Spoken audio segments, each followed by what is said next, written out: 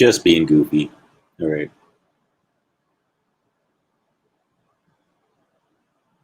Waiting for this thing to synchronize. There we go. It's like taking forever. All right, hang on. Waiting for. All right, there's that. Fix my chat. All right.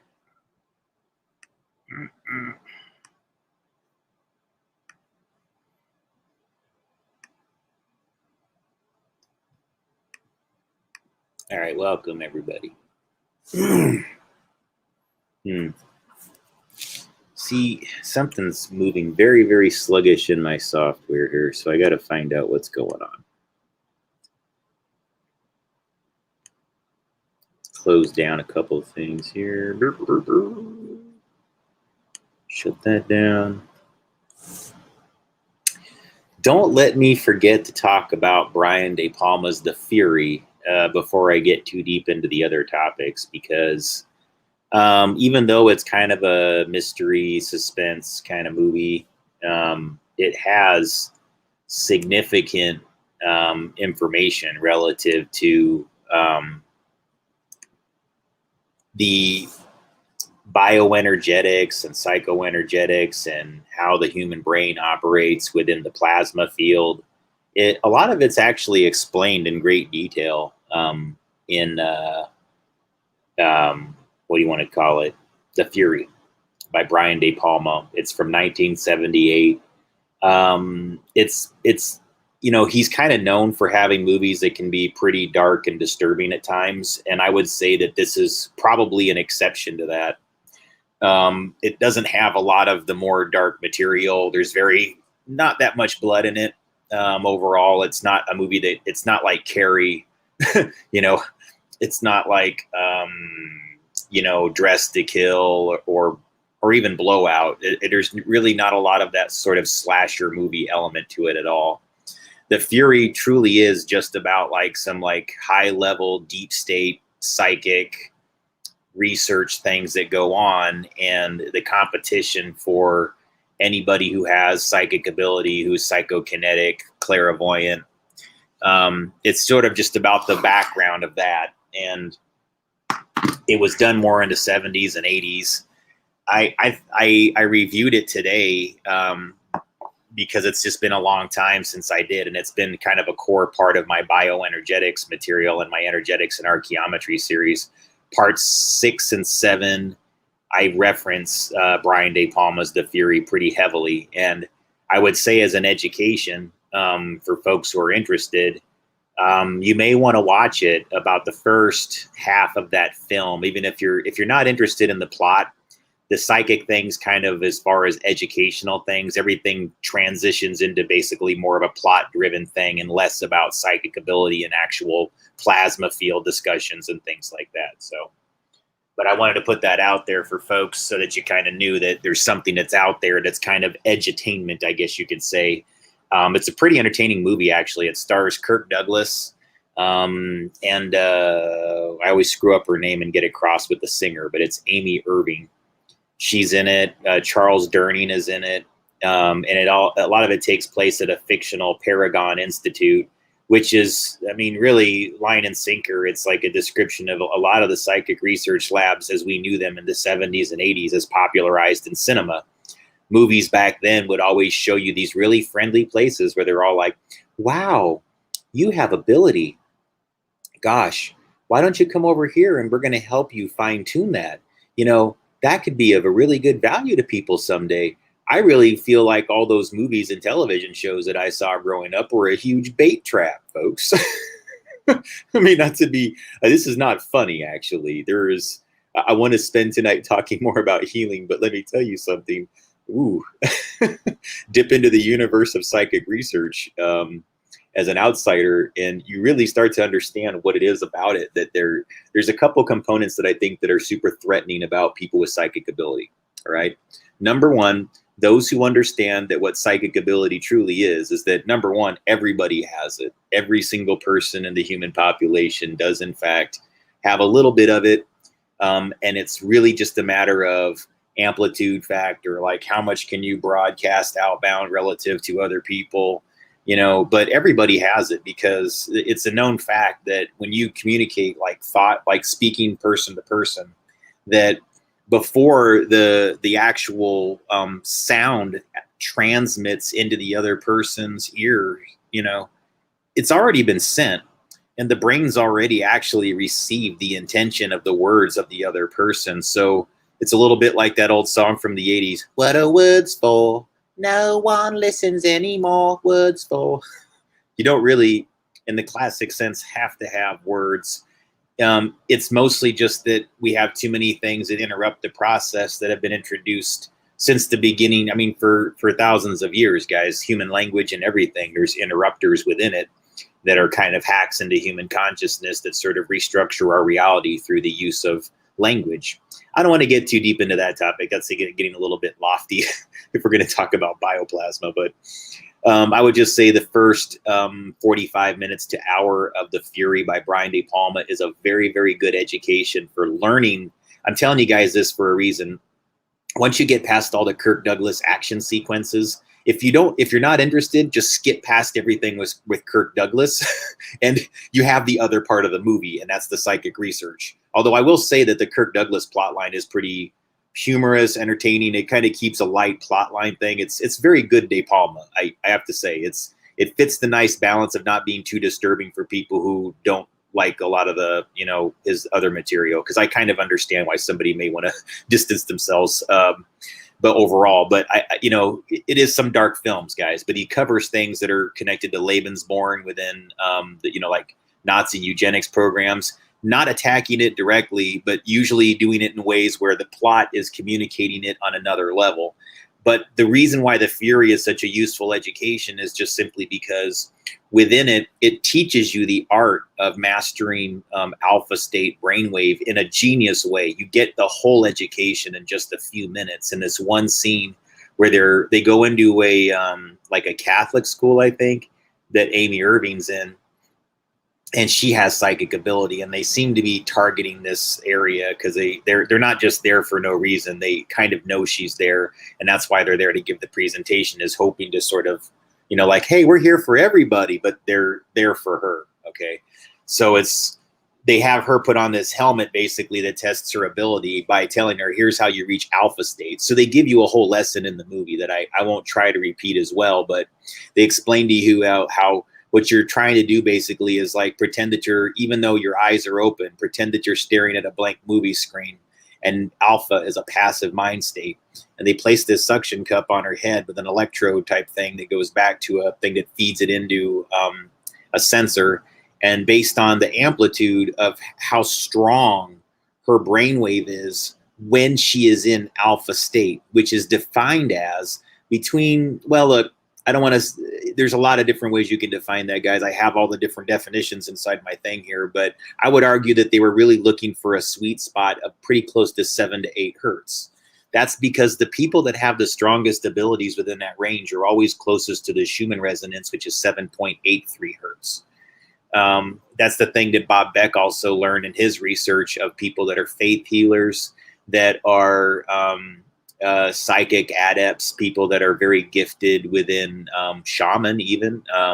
Guys, I don't care. This guy, Bob Beck, was a pretty open-minded guy. So he believed that faith healers that were Christian had as much faith healing ability as a person that was a shaman in the middle of, the jungle, down in Central America, doing ayahuasca rituals, for example. He drew correlations between these two things. Like, he saw one thing as compatible with the other because he tested all of them very scientifically. He actually went around the world measuring brain waves and other metrics of psychics, faith healers, etc., and learned that they're different.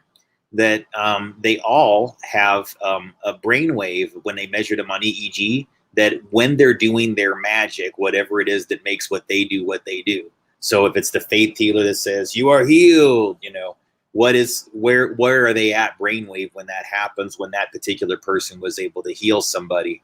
Where was the brainwave state of the shaman when he just sat there going, where was the Native Americans' brainwave state when they were doing their chants? They measured all of these things in controlled environments with Faraday rooms and everything like that. And they learned that that's the commonality. About 7.83 hertz is the brainwave that these people all seem to share, which is common to Earth brain, or to the Earth frequency.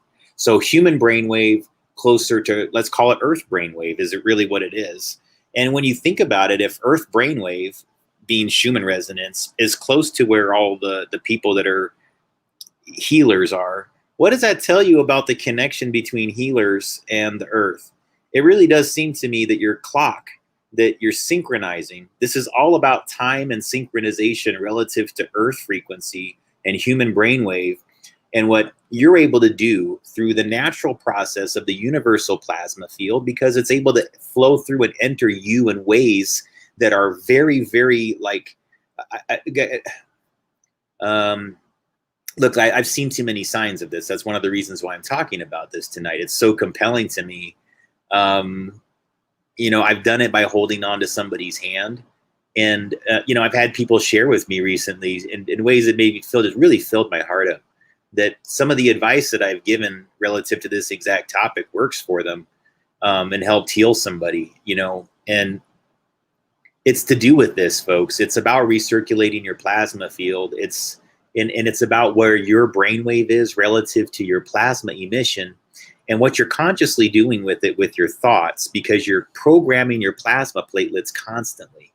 And what you have to begin to do is learn to program them to say positive reinforcing messages constantly. You know what? If you want to be cheeky and sarcastic, I am myself oftentimes. That's cool and everything like that. But I also want you to sort of also pay attention to how many times you may be using irony in a way that's destructive to you, because thoughts become things. And sometimes you are, in fact, programming the plasma field in a way that's a little bit destructive to you by using sarcasm and irony excessively. For example, you ever just say like to somebody, or just say like, you know, you're killing me, or oh my God, this job is killing me. Well, if you say it enough times, you're going to manifest it. Your job's going to start killing you. Somebody's words are going to start killing you. It's going to really have that effect, because you're programming your platelets just to all the people that have used the words kill, killing, or that have a death association. You're vocalizing it and you're orating it in repetition when you say it. We used to work with this guy in one of the offices that I was in, and it was just funny because oh, hi, Lisa, by the way, how you doing? But there's this guy that was at our office, and he was like this. He it's almost like he wanted to send a wave across the entire office of his internal frustration and sense of lack of wellness. And at least a few times a day, back in the corner, you'd hear this guy just let out this big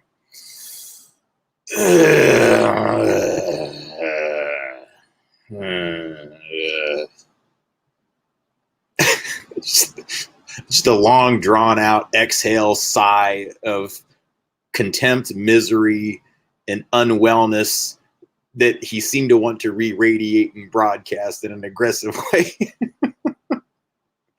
Yeah.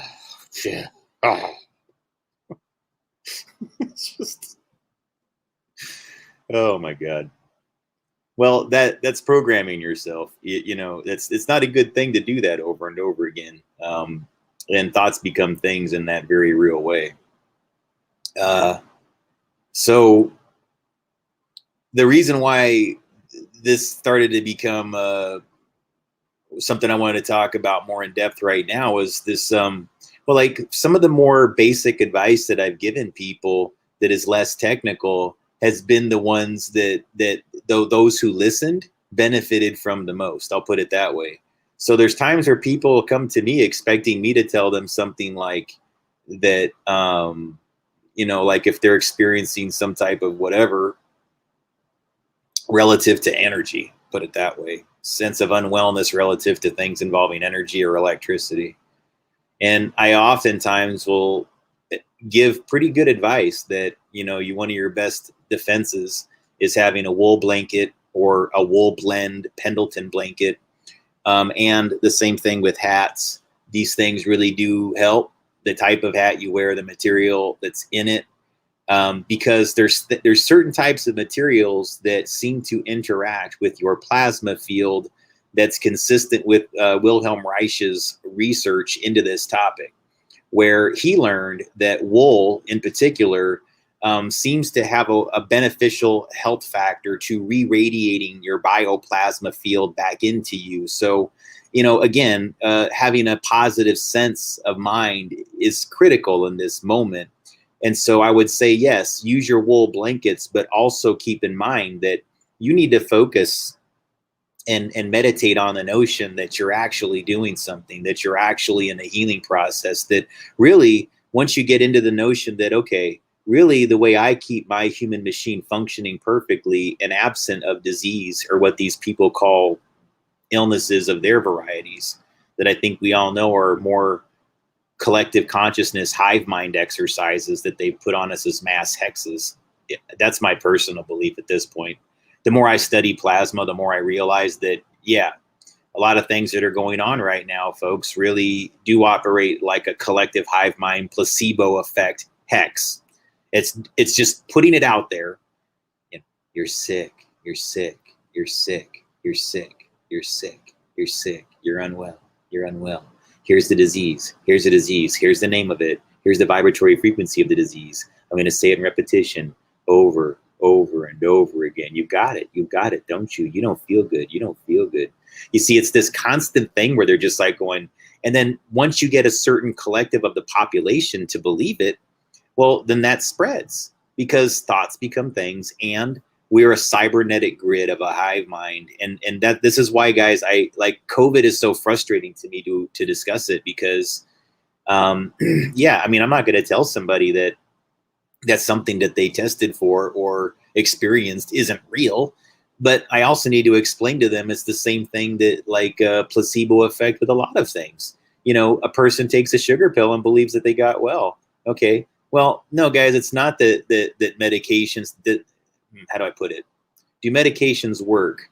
Only in the sense that you're telling the human brain that when you bind this material to it, if the brain believes it at the time, then it's going to work, because the plasma is basically interacting with the chemical that you're introducing into your biofield, and the chemical is basically being entrained to your body to tell it that this associates that to wellness, and a lot less to do with the fact that what's in it is actually good for you. In fact, they tell you over and over again about all the things inside these pills that are toxic for you. And once you get down to it, you're realizing that all you're doing is displacing the disease. You're adding a new hex and displacing the old hex. That's all I would argue, guys, because the daily ritual of entering the pill, knowing the name of the pill, the timing, the number of them, the milligrams, it all plays into something much deeper if you really study what you're doing. You can disagree with me on that, folks, but I've seen too much evidence of this. I've overcome too many things in my own life and seen others overcome too many challenging, impossible to overcome things to know the power of frequency, vibration, and energy relative to healing, because we are frequency, vibration, and energy. If we are frequency, vibration, energy, then what best methods would be used to heal us?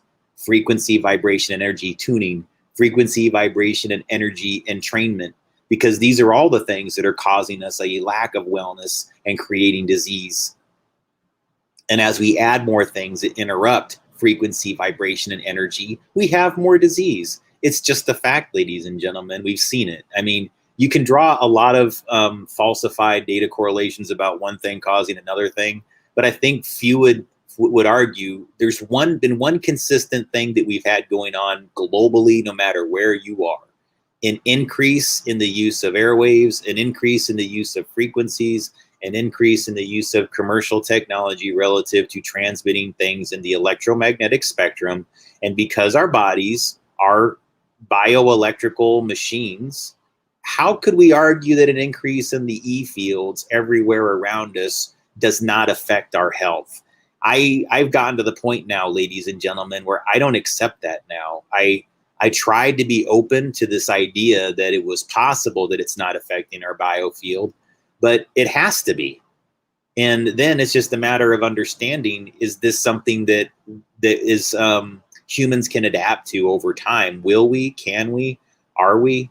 are we truly adapting, or are we doing something that's very damaging to our DNA right now in ways that we have not yet discovered? You know, I'm telling you this, guys, as a 20-year telecommunications engineer that left the industry about 2016 is when I left. I could not stay in it any longer, not because I felt negatively about the industry or the people in it. It was quite the contrary. I actually miss the industry a lot. I miss the people in it. They felt like my family, to be honest with you, for quite a number of years there. They were my other family. And yeah, I miss them a lot. Quite a few of them, not all of them. Some don't miss me either. That's okay. But no, there's quite a few that I would say, or I don't know. I don't want to get into that necessarily, but I know that there's intelligent people out there that are just catching on to things. And so what I'm asking you to do, guys, is keep in mind that what my story represents overall to not just my disclosure information, but just my evolution and the understanding of electromagnetic fields relative to human energy. It's one of the reasons why there's such an aggressive effort to shut down my channel right now and to basically just make things difficult for me to not continue my work. So that's why I still make appeals to people for partnership and to, I really just need to get out of this situation, folks, because I'm a more effective healer. I'm a more effective communicator when I'm in a healing environment surrounded by people that I trust and feel like are common-minded. And I know I have amazing ability to do these things. And it's mostly just because I've trained and I've had the education for beyond natural ability. I had to train my brain because before I trained my brain, it was just loose, wild energy that could be very damaging. And I need you to know that that's a thing. It's something that I avoid. Just being straight up with you. I've become more and more aware of, I've been quoting this phraseology from Uvarov's article on Wands of Horus website. I think it is called The Mechanics of Negative Energy. I'll find a link to that and try to put it in here again. This is a really brilliantly written article about what negative energy does top down. It doesn't matter what kind, guys. It could be in the electromagnetic spectrum, subtle energy spectrum, and then all the different various ways that spectrums of negative energies are used. And it gets pretty technical as a discussion. It discusses how societies practice sacrifice, what was done with what that actually translated to the region, and how a person going to one of those places, for example, like the Mayan temples, you can experience some very dark energetics in these locations because of the history of sacrifice there. And there hasn't been energy clearing done. It's just been a constant series of bringing tourists in and tourists in and tourists in to these places that literally used to drain blood. Sorry to be dark here, folks, but it's to help you understand. I don't mean, this is the bad discussion I have tonight because I'm trying to stay in the healing light here, but understanding one helps you understand the other is all, okay? And that once you understand why there's like hauntings and paranormal things and, where things like that happened, a killing, a murder, a homicide, or a series of negative actions within one geographic location that's anchored there as energy, things can be done, number one, to clear that energy from those locations is something that I've learned. And there's devices that if I had the ability or just could purchase them, like I could actually experiment with this exact methodology and actually measure its results, which is exciting to me because historically, these types of things where I'm talking about like remote healing and like Reiki, for example, remote healing, anything to do with more esoteric forms of Rife technology where you're using the magnets and a sample of DNA. This is alleged to be able to, you could take a person's fingernail, place it between two magnets, and then these Rife, and I have all the equipment to do this in case you're wondering. That's how I know. And you can place the DNA sample between these two magnets, and then the signal generator plugs into it, and it goes like zzz at these different frequencies. And it doesn't matter where you are in the world, as long as a sample is of you, you will receive the healing from these frequencies being run through the DNA sample. So it doesn't require, I used to be questioned the validity of that, but I did experiment with it. And I was kind of like, it does feel like it works sometimes. I just don't understand why it would. So it bothered me because I couldn't figure it out. And it wasn't until like the last couple of years that I've like, oh, okay, now I'd like to go back and experiment with my Rife machines a little bit more. But now, folks, again, I need to be stationary someplace and I can actually show you guys how this all works. It's pretty cool. But let's talk a little bit about, more about bioplasma and just the act of conscious energy healing. What does it take to literally heal another person, and is it a measurable, practicable thing? Yeah, that's why I'm excited. That's why I know that right now. I don't mean to go back to this, guys, but it's just like, it's ridiculously funny that every time I'm on the cusp of something that's a major discovery that I know will excite people, that these effed up things just keep happening with me financially. So I just need to be someplace, guys. I know. I promise you, like, if whoever I get with to do this, wherever it is, the amount of information flow and positive things that go on with it are going to be pretty remarkable, is all I'm saying. It's going to be significant, especially if there's anybody that's like very gifted with information gathering like I am. I'm a magnet of information. I don't know what it is. I can create maps like nobody's businesses not nobody's businesses, no, of businesses, actually. I create maps of businesses and business relationships, sometimes connected to criminal activities, to be honest with you. But yeah, I've done things like that where I create full-blown maps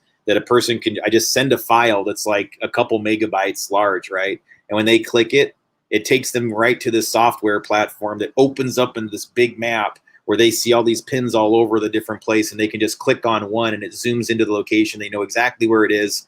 And it clicks on a thing and opens up and says, okay, here's what's going on here. Here's all the records to it. Here's a description, and here's why you need to look deeper into it. Like, that's the kind of thing I've been spending the last 5 years doing, in absence of having a functional law enforcement agency who cares. Just, how did we get here, ladies and gentlemen? We love television too much. That's our problem. I'm the worst of it, guys. Bart Simpson. I've gotten over it. I'm not enjoying television any longer. I don't watch it. But that's the problem. We have Bart Simpson minds. I grew up expecting the 80s movie ending, Oh, guys, it all worked out. It was just that simple. You see, we're all going to get along. But you know something? I'm okay with it, because it's that ridiculous optimism that keeps me going. And it's like what Robert Anton Wilson says, it's incorrigible optimism. And to me, this is really the fundamentals of self-healing, of changing a situation within the bio field that'll translate into something that's within physical reality, which is to say that the reason I'm telling you this, guys, is even though right now I have been in very challenging circumstances lately, I keep maintaining a sense of humor and hilarity overall. Like Robert Anton Wilson says, he always says gods will be recognized by the hilarity, by their hilaritas. Like, you need to tap into the power and the energy of the gods by finding your humor. I was saying this to a friend the other day, that sometimes one of the best things you can do at a moment when, and I think I've said this online. Yeah, I did. I said this online, but is to just program your brain sometimes when you're in the middle of a effed up situation, or maybe just something that's as simple as stressful. Maybe, I don't know, somebody keeps you waiting someplace unnecessarily for like an hour, and you're just like, seriously? I know it isn't necessary. Well, this is when you just start to find the humor in it. You really have to, at that point in time, learn to not give what that situation is seeking. And this is your spiritual battle.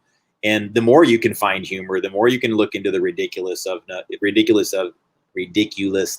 of it, then yeah, the more you can program yourself to change the energy of the location. This is very, very effective at energy balancing physical locations. I want you to think about it.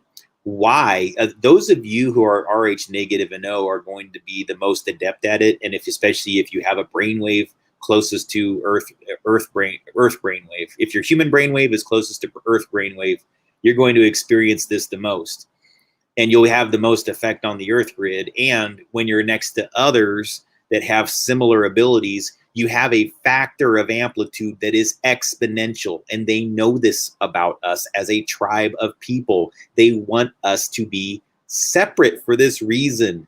It's a little bit like, you have to think about it like you have your individual hemispheres, and then you have like a factor of amplitude times 10, times 10, times 10, whenever you keep adding all these different things in.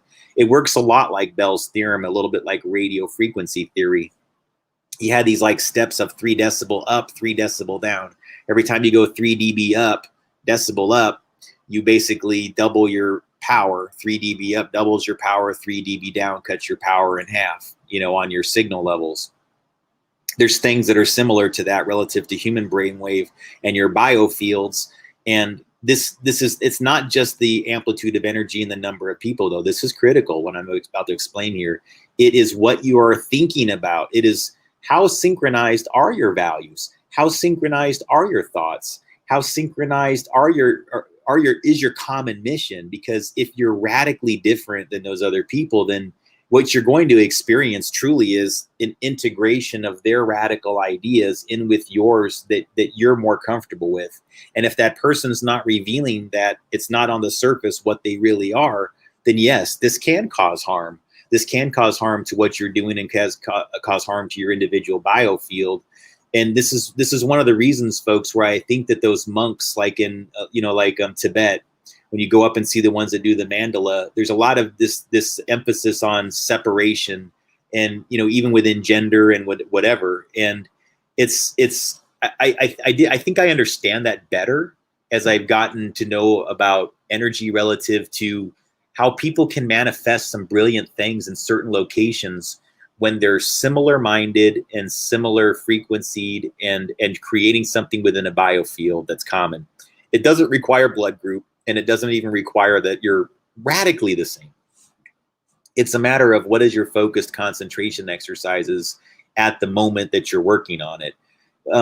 Which is to say, guys, if you're trying to heal a person and you have one malevolent mind in your group, that malevolent-minded person is going to cause harm to your overall factor of amplitude. They're going to have ideologies that will not synchronize with yours the way that you're looking for, and you'll feel it. Something's going to seem off resonance.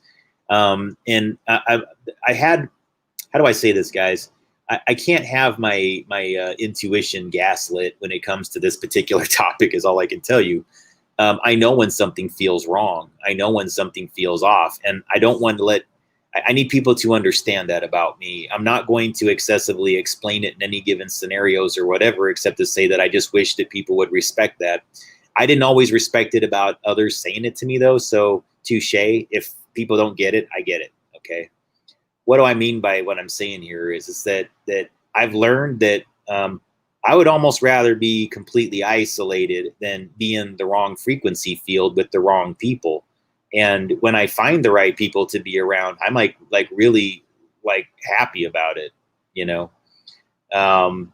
and it doesn't happen very frequently, because there's something that's going on right now where there's a tribe of us that have something going on within the information that we're receiving, and having a sense of mission that I think is different than a lot of other people. And I don't know what's going on, except I just keep meeting people or hearing about this dynamic amongst more people. And I think what it truly amounts to is that there really is sort of a call to action right now relative to every topic I'm talking about here, with self-healing, with the ability of the human machine to self-heal and heal one another, that we don't need a lot of these slash and burn methodologies and collective hive mind exercises of chemical entrainment within our bodies to make things work. They're doing more harm than good in many cases, but that doesn't mean that things that are medical in nature are without merit. I don't think that at all. I actually think that there is a great need for, hospital facilities and doctor facilities. Of course I do. They just need to they really need to update their game, folks. They need to get into, I don't even want to say that they need to get into the new era. The problem is that we already had it. We already had everything in place to heal. And our problem today is that what we truly have is plug and play medicine. You know, it's everything's working its way in reverse, where the chemical manufacturers are telling us what the illnesses are and how to fix them, and they're giving doctors manuals and DSM guides on all the things that the chemicals themselves create, whether it starts with the pharmaceutical itself or external from the pharmaceutical. They're almost always the same interests that are introducing this chemical into your atmosphere or your environment somehow that you're going to require some other chemical to heal from, in theory, according to modern medicine. And the guidebooks are already out there for the doctor to go like, well, yes, the rep from Bayer came by and told me that all your symptoms fit the classic profile for nidapiliitis. And nidapiliitis is good because this particular pill that solves nidapiliitis not only will solve your problem with needing pills, but it'll actually make you lose a little weight, because I noticed you're kind of, and, you'll feel better. What do you mean? You're going to feel better. I mean, people get a buzz from it or whatever. I mean, it's just these kind of things that that's what it's become, guys. It's a bypassing. Well, I guess you could say it's a little bit of, you're not giving yourselves enough credit to solve things on your own by doing that.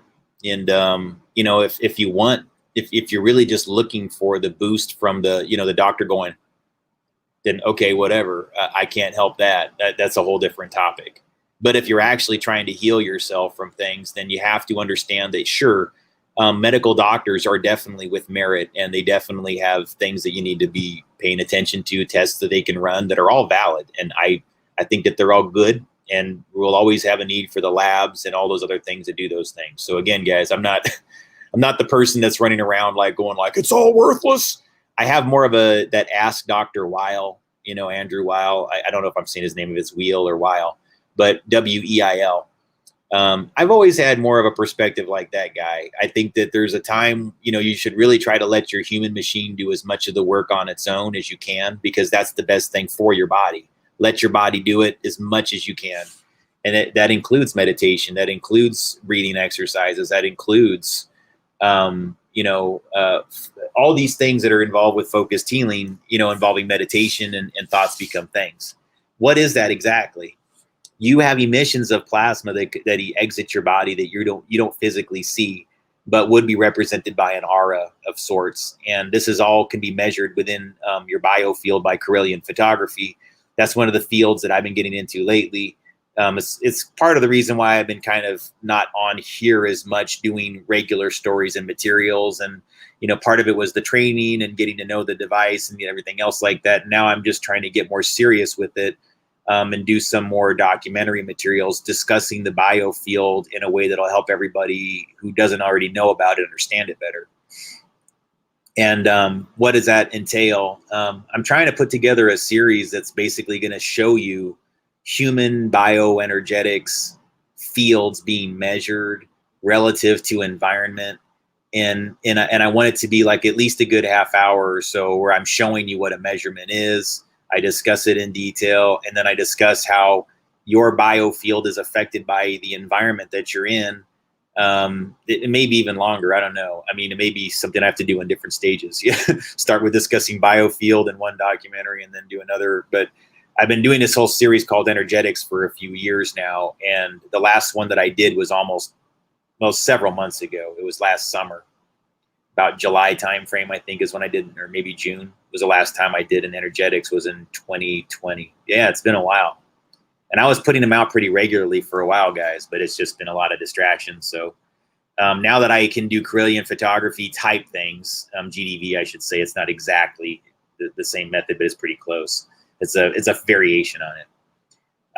This is like, I want to discuss this biofield thing with more relevance.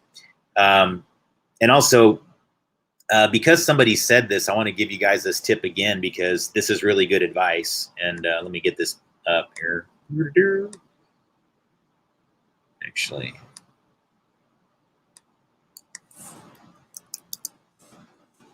I'm gonna open up the Oregon lab and show you the store there, because this is a guy based in Oregon, actually, James DeMayo.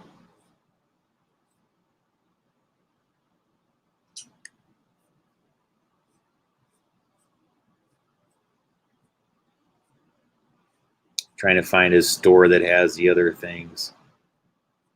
This is the books. I know he's got another store. Hang on.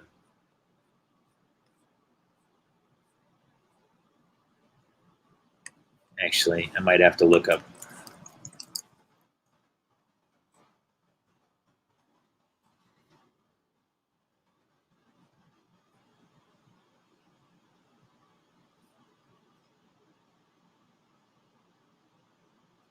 Here we go. Okay.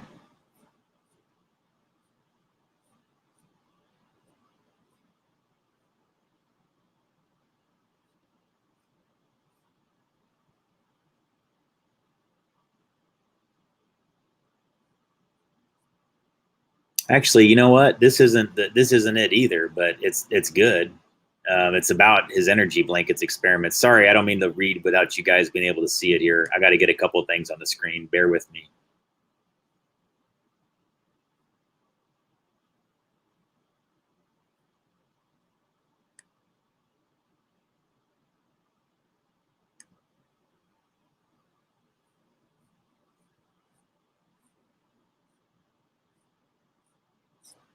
That's not it either.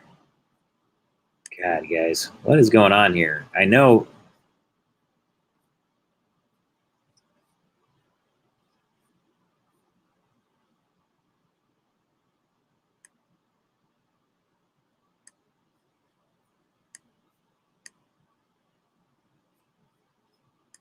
What just happened? It's like it just dumped me out.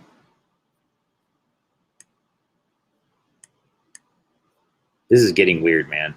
It's so bizarre. Like I was able to get here every single time, and suddenly this is just bizarre.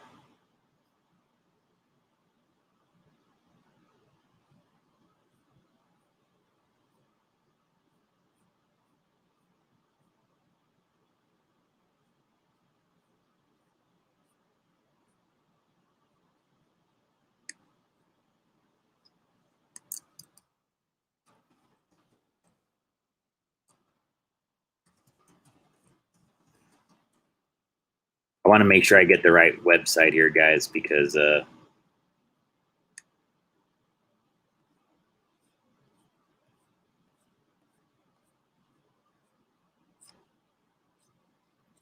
man, this is so bizarre. Okay, I'm about ready to give up on this. I don't like keeping you guys stalled here. I apologize. Let me just get something else here on the screen then.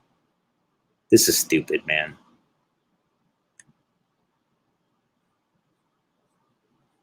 All right, here we go. Finally. Jeez. That's ridiculous, guys. It's like they were hiding this from me, man. Bizarre.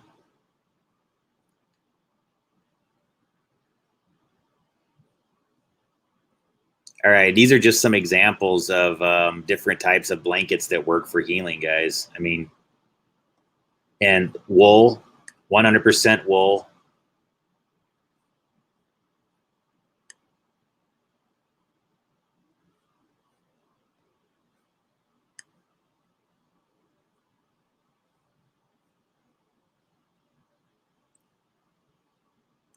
Now, this one right here, I'm just telling you from personal experience.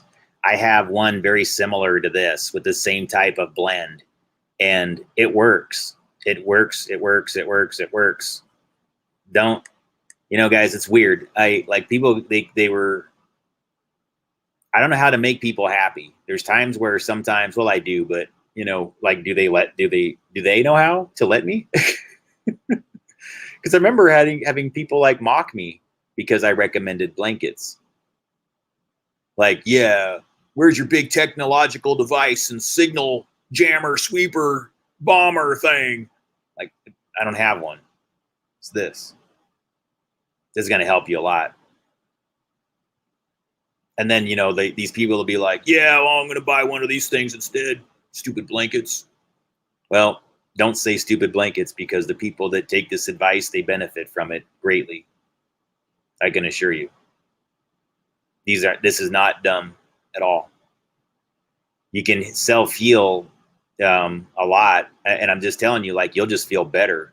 There's a process that's going on with the wool. There's something about the way that your plasma field emits that when it passes through wool, it's like it pushes it back into your body and recirculates. It creates more of a, instead of it going and flying out and going all over the place, this just lets you harness it, and it just recirculates back into your body. So you're not giving away your energy constantly. You're kind of keeping it in. Because your energy is going to emit regardless. It's even going to leave that blanket eventually. But the point would be is that you're just adding layers of recirculating the positive orgone, and it's reinforcing it. So by the time it does exit the external layer of the blanket with your plasma attached to it, it's just had this positive reinforced charge to it that's now, providing the self-healing. And guys, if the guy this is from James DeMayo's website, if he's selling these blankets on his website, and he's not really a guy that is doing a store in the classic sense, this is just for like, hey, these are the things that I'm using, so if you want to use them too, you can buy them on this store and you can make some money. But it's not like this is his profit center or anything. You know what I mean? It's not like it's a blanket store. So why would a person that's like that scientific and took over a lot of that research, I wouldn't say he took it over, but it's just, I can't think of anybody else besides James DeMayo that's really doing orgone research and life energy research on the same level as Wilhelm Reich was, aside from James DeMayo. So if his store is telling you that the pathway to healing is a lot of the things that I'm telling you, in fact, I'll show you guys.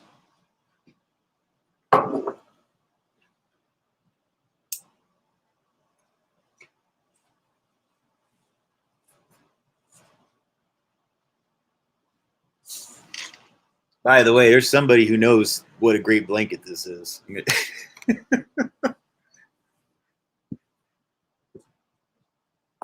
aside from my friend that told me about that, they got results from it because, from these blankets. But this is what I have.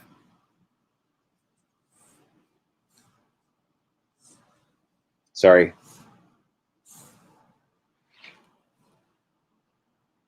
So it's a Beaver State. Sorry. Pendleton Woolen Mills Pendleton blanket. And then I'm trying to think if it gives the blend.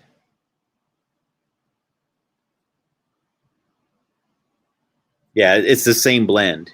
So it's that 80-some% wool, and then, the other materials are mixed in with it. And so that makes these ones here are so freaking soft. Like, this isn't like regular wool. You can just put this right on your face. It feels so comfortable. I'm not doing commercials, guys. I promise you. I'm just telling you what feels good. I'm telling you what makes you well. I'm telling you what'll actually give you results. That'll give you results. Hell, I sometimes just wrap that thing around my head because it feels so good. I promise you. I know that sounds bizarre. I do. Sometimes, just like when I just want to rest and meditate, one of the best things to do is just to just wrap that whole blanket around my body. And it is so effective at just keeping that energy harnessed in. And once you really master the art of meditating and finding your alpha state in the most challenging circumstances, the things you can do when you learn to amplify your energy, when you learn the basic techniques of the blankets and the amplitude factors of just human energetics, and that we respond as multipliers, even just having common ideologies, folks, is an amplitude factor. You don't even have to be physically located in the same areas. Common ideologies are huge with this tribe. And so, what I mean to say is like, we're all structuring reality right now through a shared belief system and a shared thought form reality. And that includes our ability to both heal and harm. And so, yeah, those of us who figured this out, it behooves us to not believe in illness. It behooves us to not believe in disease. It behooves us to not, not to use that word excessively, guys. What I mean to say is like, it benefits. It benefits not just us, but it benefits a much larger group of the population for us to go, that doesn't exist. I don't even see disease. I don't experience it. I don't even know what it is. That doesn't exist. You see that, like, you can actually be, the more you just insist that what this curse and hex is that they've placed out there, or they actually believe exists, the more you can just compete with that within the biofield and say, no, I'm not going to vibrate that into physical reality. Start thinking that a little bit more. What your thoughts become things amount to is that you have inside your body, within your blood, you have to think about them as like these thin little, like, hard drive disk layers that are plasma platelets, and they literally will send out every thought that you have. Everything you focus and ruminate on is in these plasma platelets inside your blood, and they're pumping through your entire body as this big machine going boom, boom, boom, boom, boom. So I always talk about the trinity of human energies, right? You got your skeletal, which is your physical non-visible. You got this, your physical visible. Then your biofield, which is the non-physical, non-visible. But see, this non-physical, non-visible is bringing this into resonance as much as anything underneath your feet is bringing it into resonance. But see, what you're doing here is benefiting you by bringing in, you play more of a part into bringing into resonance out this way inward, right? The earth is playing more of a part into pushing those messages from whatever is recirculating from within. But the more you put out from here, the more you get returned from within the earth layer. That's the karma cycle, really, when you get down to it. It doesn't have to be like this, like, oh, you're going to get it. Karma. No. Karma means like, no. Be conscious and aware of what you're pushing out of here, because you're going to start getting healing energy when you push out healing energy. The more you put out, the more you focus on healing people, the more you focus on wellness, the more you focus on helping instead of harming, healing instead of hurting, the more you get it in return. And in the end, the love you make is equal to the love you make. Any Abbey Road fans? I got razzed on my love of the Beatles for a while. Like, oh man, I can't handle any Beatles in a room. I love the Beatles, actually. So you won't hear me on that train. Who wants some Beatles? I have to think of any that I know by heart. When I get older, losing my hair, many years from now, will you still be sending me a Valentine? Birthday greetings, bottle of wine. I need to get the lyrics out so I don't screw it up, because I'd really want to get that one right, because I do like When I'm 64. I watched Yellow Submarine so many times I can't even begin to tell you. It's one of my favorite songs from that. I love the whole movie, Yellow Submarine. It really, for the reason that I'm talking about, guys. You want to talk about positive reinforcement of your plasma field, man. Yellow Submarine is I mean, yeah, it's all psychedelic and everything like that. But when you get past, all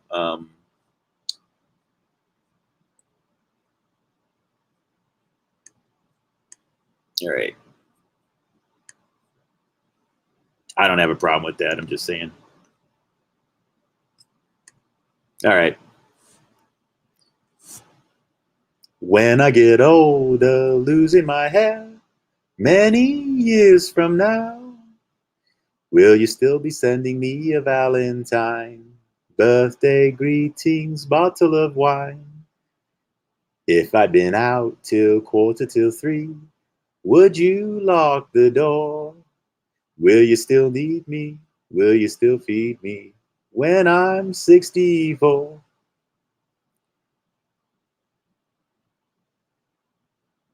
You'll be older too. Oh no, sorry. I screwed it all up, dude. And if you say the word, now I got it. I could stay with you. Boom, bump, bump, boom, boom. I could be handy mending a fuse When your lights have gone, you can knit the sweater by the fireside, but Sunday mornings go for a ride, doing the garden, digging the weeds. Who could ask for more? Will you still need me? Will you still feed me when I'm 64? Every summer we can rent a cottage in the Isle of Wight if it's not too dear. We shall scrimp and save. Grandchildren on your knee. Vera, Chuck, and Dave. Boom, bum, bum, bum. Send me a postcard, drop me a line, stating point of view. Indicate precisely what you mean to say. You're sincerely wasting away. Give me your answer, fill in a form. Mine forevermore. Will you still need me? Will you still feed me when I'm 64? Woo! Okay, I screwed up the beginning, but I think I redeemed myself in the end. So I apologize to the Beatles. That was pretty bad. I don't know. Maybe I can find something better there.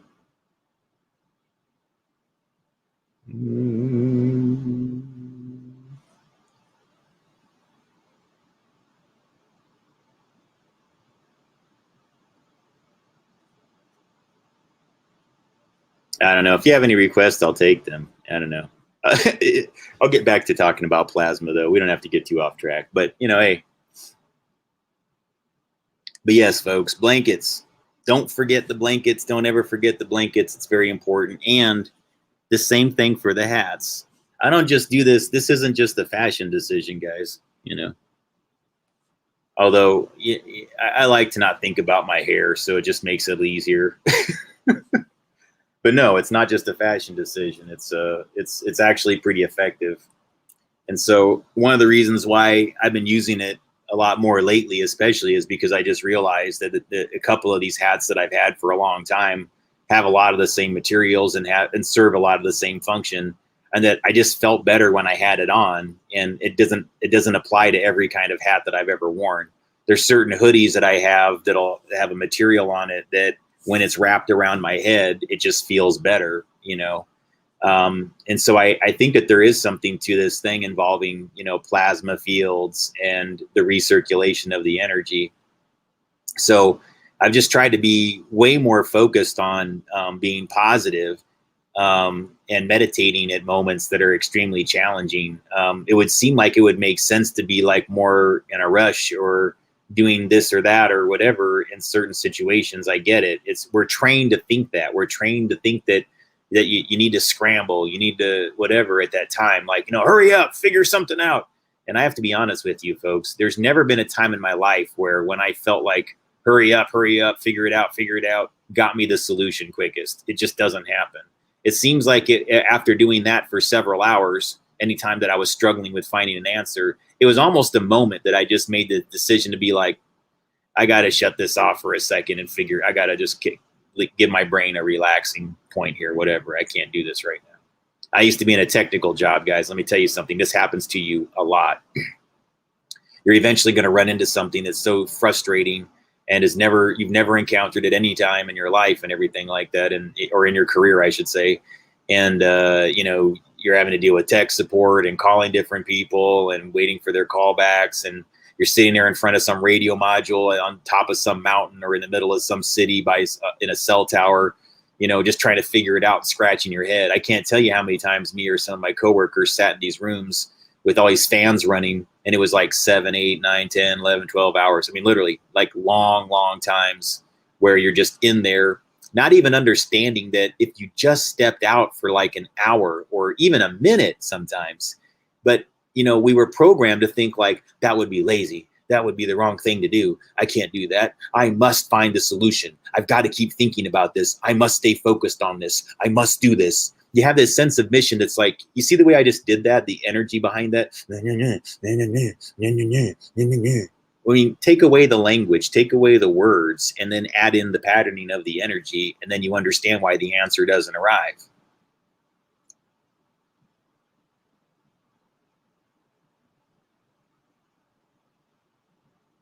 And then you change the energy really fast, and the answers arrive.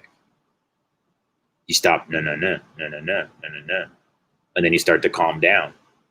Then you realize sometimes that scrambling and blah, blah, blah is it really the best way ever? Almost never. Sure, there's some times where obviously, you know, if you're on a sinking ship, then meditation isn't the answer.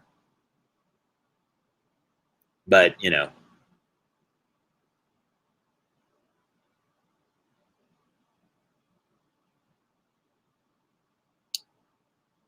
all right. Sorry, guys, hang on.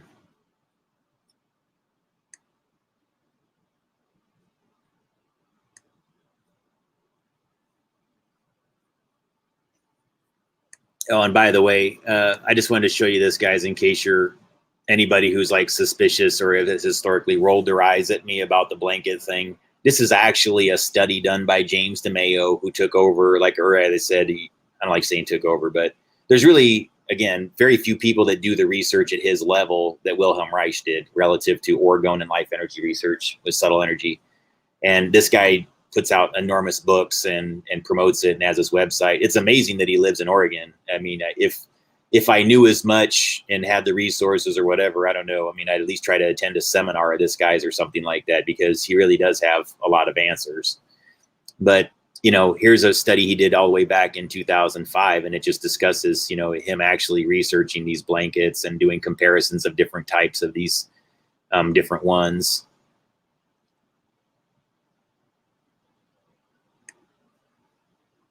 Talking about, you know, what's the benefits of energy blankets? Are they telling the truth? And he does comparisons of early germination of mung beans grown in dishes wrapped with control ordinary cotton fabric with an OEB and MSEB coverings. All three dishes showed minimal growth due to cold conditions in the laboratory.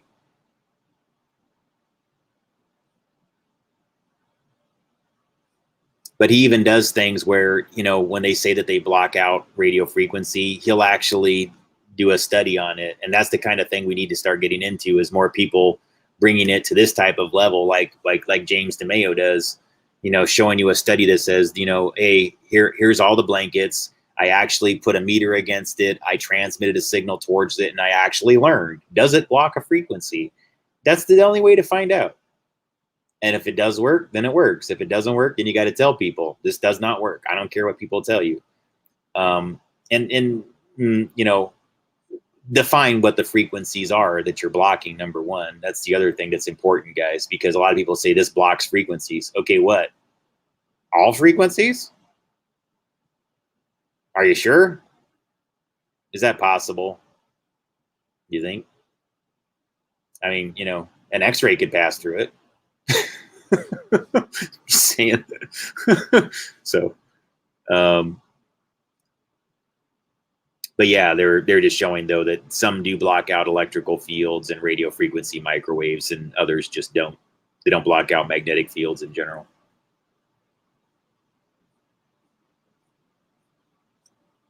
So anyways, that's not that interesting of a study, guys. I didn't even mean to put that up there for whatever, but all right.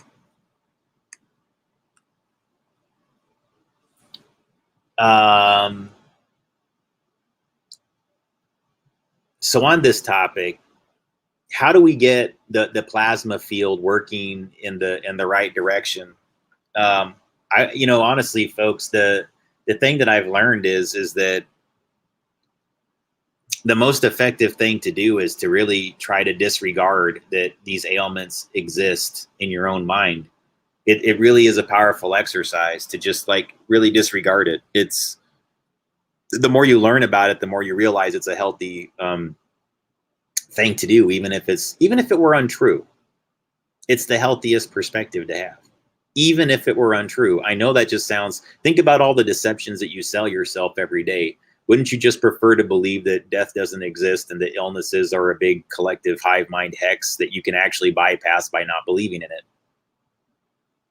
And that those of us who have a little bit stronger energy signatures, especially when they're combined as a collective to not believe in one of these things, then yeah, it's even more powerful. It takes tons of wind out of the sails of a collective hive mind ailment, especially the one that seems to be hijacking the global economy right now to cover up IDs for certain people. Sorry to go there. It's getting a little frustrating out there, guys. We got to get things rolling again. We need to get the economy going again. We need to get, you know, not just America kick-started again, but we just got to get things in general going. And part of that's going to be to start disregarding these people that are doing this. Really, folks, it's the best thing that we can do is to just start to disregard them and just to say, like, you don't exist. You do not exist. You guys are a freaking big joke. You're a physical reality hex that's been put here to curse us and keep convince us that you're the ones in charge of this. I was saying this to somebody the other day, like, dude, these people keep trying to convince us that that we need to appeal to them more. And I would argue that it's really those of us who figured this out, guys, really, sorry, I get all kinds of crap making my face itch, who figured this out, we're really doing things to dramatically impact the collective hive mind.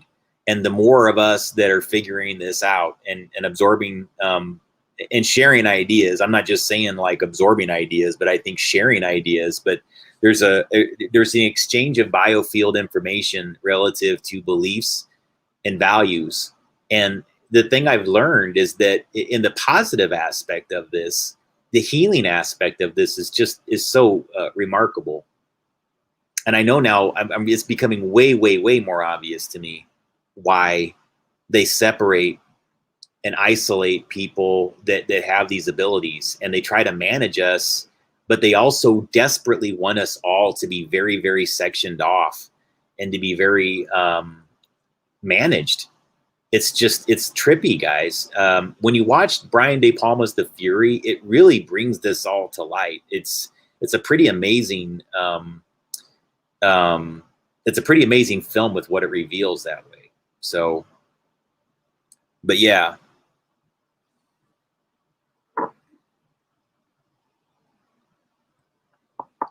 Sorry, I needed a sip of some coffee there. I should not be drinking it, actually. It's a little bit late for this, but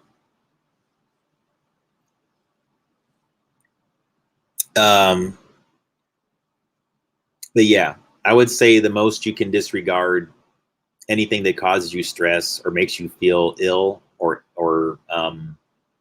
diseased, you should disregard. It is the most powerful thing you can do. It is the human placebo effect that crushes disease and crushes illness. I know this is a person, guys, that has been exposed to, well, how else do I say it, guys? I mean, I've been in various states of poverty at different times to whatever, right? And sometimes things are going better than others or whatever. But there's been times for like a year or two where I was in pretty much the lowest gutter budget hotels for the most part, and not the healthiest places to be sometimes. A lot of the environments that I was in, the jobs that I had to do to earn a living, put me at great risk for illness. And the thing that I've learned, guys, is that number one, I never got ill the entire time. I never once had to go to a doctor. I never once had to go to a hospital. I never once got a flu. I never once got a common cold. I never once got any of these things because I have learned to just simply disregard them. Anytime I even feel something that begins to like start to show signs, I immediately shut it down. I don't stay ill for very long. I mean, at best, I have flashes of like, you know, like I'll get like hot and like feel my temperature go like through the roof, boiling, and it'll like make my my chest feel like it's pumping. That's a whole different thing, though. But I've even learned to modulate my heart rate back down, even when there's some pretty sophisticated things being done to mess with it. Put it that way. And this is where I think the reason why folks have become particularly, look, on the sidelines, there's some folks that find what I can do to be a little bit intimidating, and it's just because it shows the human machine is stronger than some of their methods of shutting it down. How else do I say it, guys? There's ways you can artificially drive a person into a heart attack. There's ways you can make a person, just by clocking their heart rate using vibration and frequency, you can make a person have a heart attack or an aneurysm. And I've shown some of the physical effects of having the things happen, like where you could tell the energy was used. I like had something big that would grow on the back of my head that would be, you know, once it burst, it would run down my neck and have pus and things. But I didn't get sick, you guys. Sorry to be gross, but I never went to the hospital. I never had some larger ailment. I didn't grow some huge freaking tumor or something like that. Because I think that what happens, guys, is like you start where they can create something like that, like the lesion or whatever it is, like some nodule on the back of your brain or head or something like that. Well, that's scary, but it's usually just something that's pretty superficial and is just going to burst on its own. It's like a vein that got clogged or something from whatever the thing is. But then you go into a doctor and a doctor says, it's like, all right, like as much as the wizard has their robe with the stars and the pointy hat, the doctor has the white coat and the white whatever and their uniform and everything else like that. And Mickey Mouse waves the magic wand and says, Alakazam, you have this hex cast on you. You now have hex number, 10, and you're you're now cast off into the, I don't know what it is, guys. I'm trying to be creative here, but whatever some hex or spell is, think about it. Harry Potter things, right? I'm not into Harry Potter books, so I don't know what their spells are called. And the doctor does something similar oftentimes, not because they're necessarily malevolent, but it's from the training. It's just that, they've got a guidebook that says, well, when you come in with this, this, and this, it associates with this, this, and this, and you have this. And then voila, alakazam, you have this. Now it's anchored in your mind. And then you're not going to be freed from this ailment that they've now anchored to your brain through your plasma platelets, which is really what happened. They literally just said through this trusted relationship that involved a positive orgone radiation exchange. You trust your doctor. That's a quote, love exchange, not literally. You don't love your doctor, but that's more on the love spectrum. There's trust, there's friendship, there's relationships of whatever. This person is here to heal me. I'm allowing their information in. Well, yeah, you're allowing their information in without considering that that doctor has had decades of misinformation passed along to them that they're passing along to you. Not their fault. And I'm not saying that I know better than them, because quite a few doctors, I know that guys, that they're expertly trained. They know every aspect of the human body. Great. But they're not trained as much, in my experience, and from the ones that I've interacted with, to do with anything with body electricity or with the biofield. They just completely disregard it, ignore it, and act like it doesn't exist. This is the thing that I think that the medical industry is making a huge mistake on, because they're simply too concerned about, I think they don't like having realistic metrics of wellness. I think that what they're scared of in measuring biofields is not being able to keep people in perpetual loops of unwellness and lack of results. I think once you introduce something that actually demonstrates results and shows the before and after effects of a person, whether or not they're getting better from a treatment, whether it's done through meditation or it's done through a medication, it doesn't really matter. This BioWell thing I'm talking about in particular can actually measure these things. And so, and by the way, guys, it's just one of many of these types of devices. I've done some research on it, and these are very, very popular over there, in places that are a little bit sharper.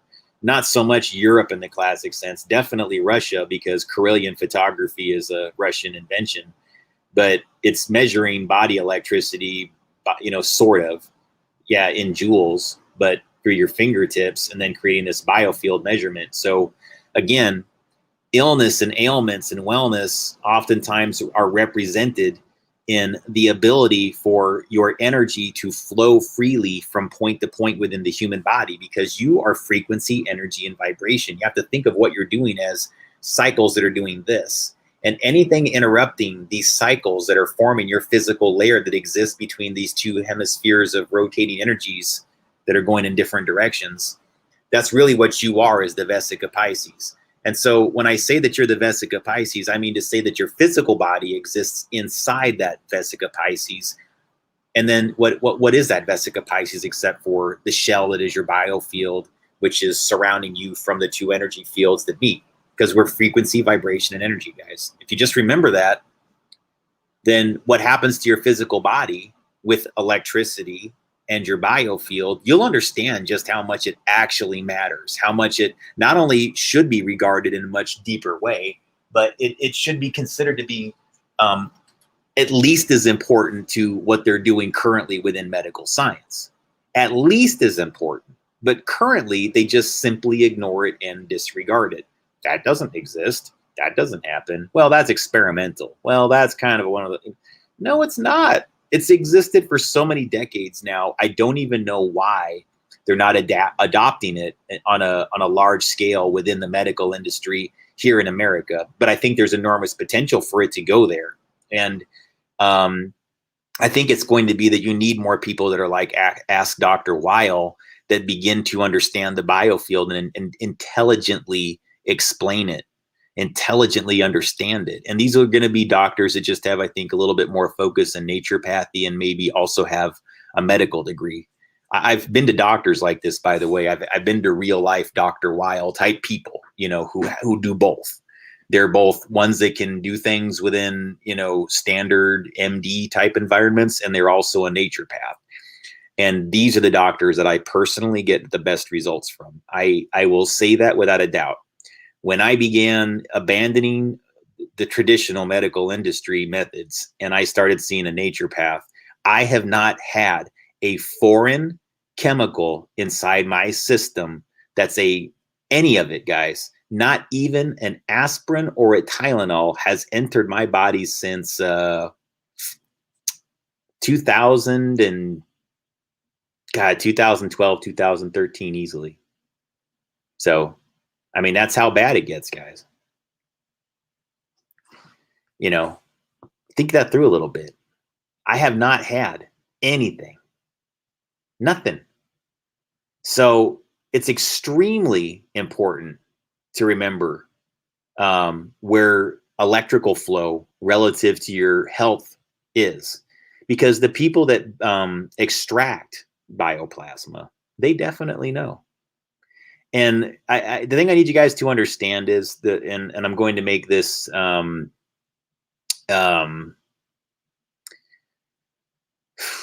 I don't want to go too dark, folks, but you need to understand that the people that are extracting bioplasma right now are doing it very aggressively, and they look at other humans as harvestable resources. Sometimes even their own children, their own relatives, their own parents, their own children, you know, whatever, guys, brothers, sisters, aunts, uncles, because what this process has become.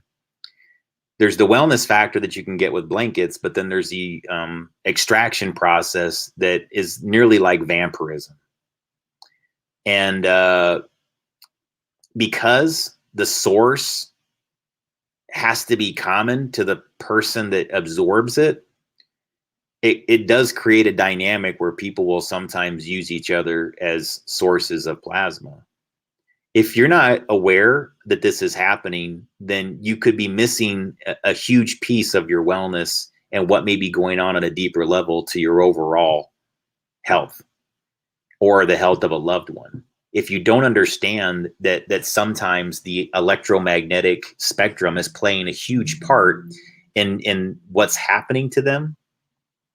And I'm telling you guys, like, it would behoove you, benefit you, I should say. I don't know why I keep saying behoove. It's just a word that I've always like, whatever, but it would benefit you from like understanding, if you have somebody that's experienced a lot of illness and ailments, have they stayed stationary in a room that exceeds more than 50 volts per meter with its electrical fields, or has I would say like over 100 nanotesla on the magnetic field combined.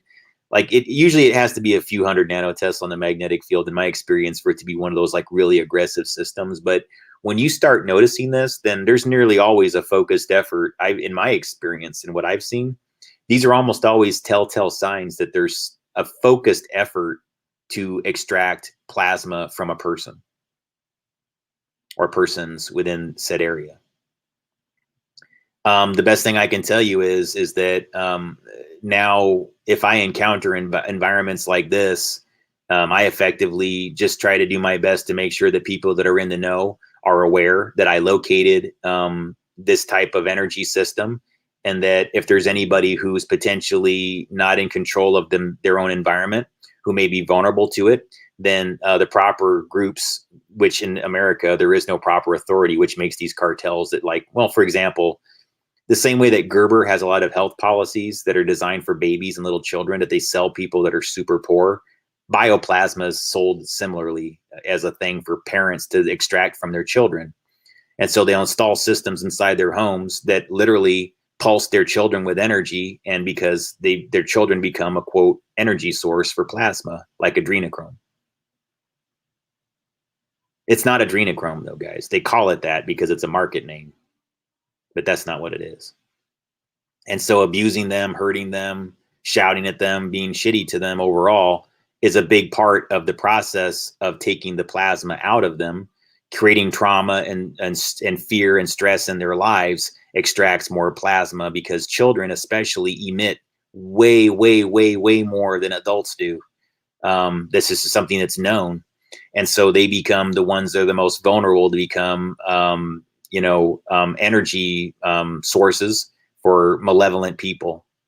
And if the person involved is an addict, they become addicted to the transfer of plasma, then they take on a very vampiric, energy vampiring persona. They are energy suckers. They're the kind of people that nearly anytime they go into a room or they're around people, they have this sort of draining effect on them that does not benefit them. It's actually quite harmful. And again, it's a little bit like, reminds me like, what am I trying to say?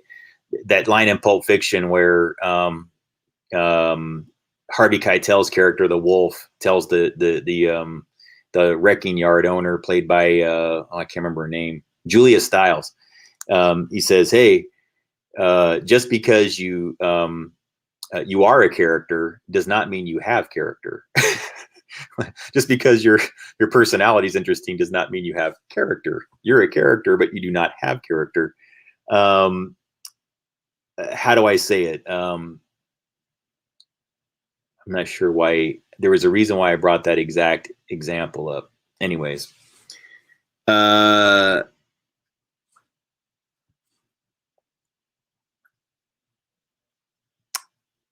right, let's move on from that topic. I don't want to spend too much time on energy draining, but because there's different dynamics here, folks. And what I'm explaining to you is just the same way that the healing blankets is oftentimes, people mock it, or they say whatever, or, don't you have a better solution or something like that? No, sometimes I don't. Sometimes I don't have a better solution than an energy blanket. Hate to break it to you. There's not a big high-tech device that's going to help you with your problem better than that. And, beyond that, the environment that you're in is also extremely important, and to your wellness and the wellness of the people around you, and what you're thinking about relative to those people that you're around is extremely important. And so having negative thought forms near people that are sick and not feeling good is a bad thing for them. If you can't be in the same space as a person who is experiencing severe illness or is unwell, then you are going to do things to that person through your thought form entities. By programming your plasma platelet layers, you're transferring over to the other person. And you know what you're telling your plasma layers? This person's sick, this person's sick, this person's sick, this person's sick, this person's sick. And that's what gets transferred over to the person. You yourself actually contribute to their illness. You don't mean to, and you don't want to. So I'm just helping you understand this. Don't. The next time you're in that environment with that person, you make a point, because think about it. At a bare minimum, what you're going to do is give them a boost, because you're feeling positive. You're feeling like, hey, look, I know you're going to get well. Look at my face. I can see it. I know it. I believe it. I have faith in that. Do you understand that what I just did, when you mean it and you feel it and you believe it, and you actually get goosebumps when it happens, and you actually feel those bumps rise on your arms and your legs and the hairs stand up, that's when you're doing something. That's when you're healing. That's when you figured out the big secret to self-healing and healing others. And I know this from personal experience. I know it. There's nothing that feels like it in the world. And let me tell you something, man. When I wanted to keep doing it, you guys, like I felt so good when I knew that I was having an effect on somebody's health. And it was just like after that, I don't know what it was, man. They're like, well, get it off. Let's make sure nobody knows Gabe does this. For what reason? You know? And then tried to get me to focus on being terrorized and being in negative places, surrounded by negative people doing negative things. And what is that going to do to my healing ability? Guys, it was right when I discovered I had it that this like focused energy thing just was like, it doesn't exist, Gabe. Just die already. Die. Do you know what it's like, guys, to be in the same house as your own family that have raised you from birth? You turn 45 years old. You pass by these people. You know they know it's your birthday. You know they know.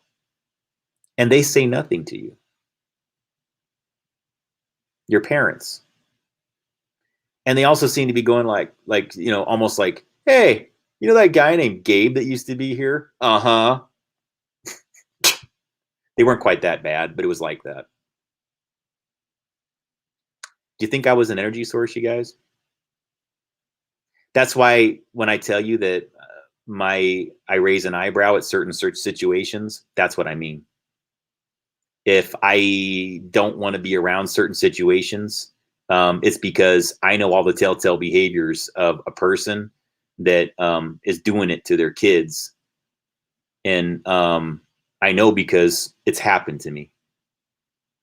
And I'm not very warm and welcome to it, you know. I don't want to be anywhere close to it. I've been around too many of these systems run by these cults, and the people that are raised into the cults, they start to see each other and others as energy sources. And this is why they're so sick inside, you guys. They approach me all the time and try to run confidence games on me. And I don't want them to be anywhere near me. I don't want them anywhere around me. You know? And, you know, how else do I say it, guys? I'm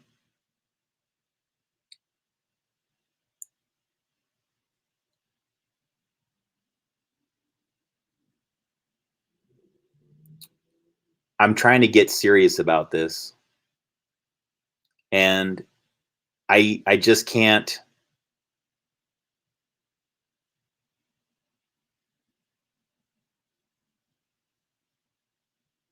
I can't keep being approached by this same cult over and over again as if they're new people, because they know everything about what I'm talking about, you guys. And it's just confidence game after confidence game to get me close to them. And I'm sick of it. I'm tired of it. I want to focus on healing people for real, actual healing. No more.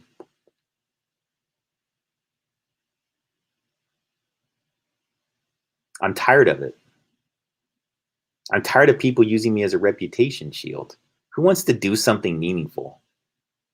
God, man. All right.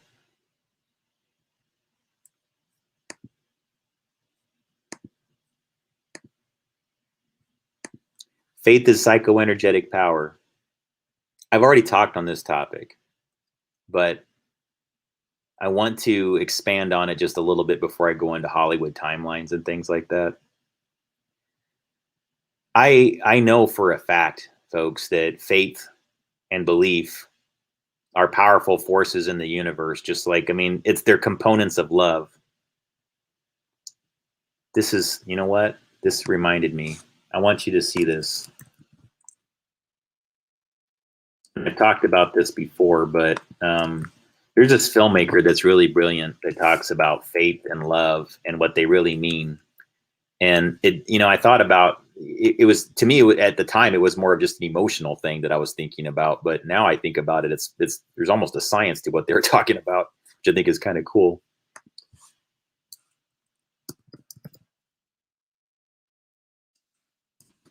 Machine's running really slow.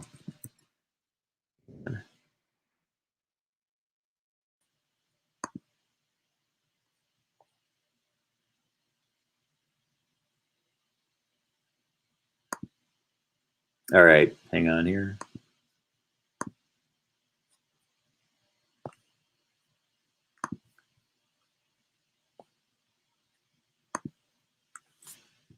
Yeah, so I mentioned I put on one of my streams like last year the works of Hal Hartley. This is a great film called Flirt, and it's three stories, the same story told three times with different characters, and there's three central characters in three stories. Trippy, right? All my threes or whatever. But this one in particular has this great line in it that it says, it's just brilliant. You know, relinquishing a hold on someone is an act of love. The giving of affection and the determination to provide comfort are the two practicable elements of love. Love requires no proof. Seen in this light, love is a sort of faith. A sense of faith that requires proof wouldn't be a faith at all. But I will make this distinction. Love is an act, faith is an ability. I don't want to sound despairing or at a loss for ideas, but the fact is you can do nothing to retain a woman's love but be the best man you know how to be. I thought of that more in the sense of, you know, like just relationships and everything. This is something I posted like a year ago, May 3rd, 2020. Because this filmmaker, he's always had these really poignant lines like this in his movies that are just brilliant. Like these really cool, simple, you know, whatever you want to say, nuggets of wisdom and things like that for people that are just kind of like not understanding what's going on in their lives and are frustrated, or they want something different, or they want something to change or something like that. It's just filled with things that are like that. So, all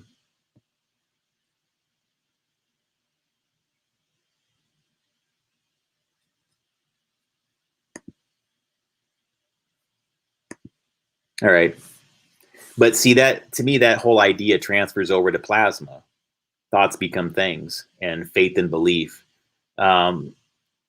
It's a little bit like believing in people gives them some of their ability. Faith in people gives them the strength to do greater things. I know this from personal experience. It's one of the reasons why I keep trying to encourage more love, more understanding, more compassion in light of all the challenges that are going on right now. I would really just prefer that people to start to disregard a lot of what's going on. I mean, like really just try to say like, no, I'm not going to take part in this. I'm not going to get angry. I'm not going to get in a rage. I'm not going to get upset.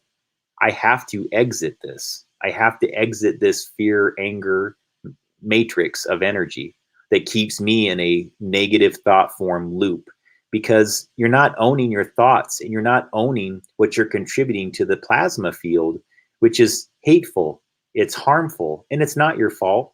It's not. Some people out there are literally just recirculating negative energy that's been entered into them. They're cursed. They're hexed.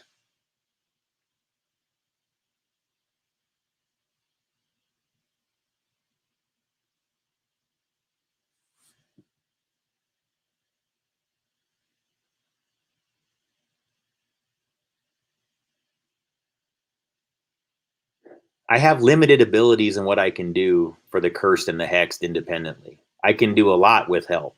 There's only so much I can do alone. That's all I'll tell you.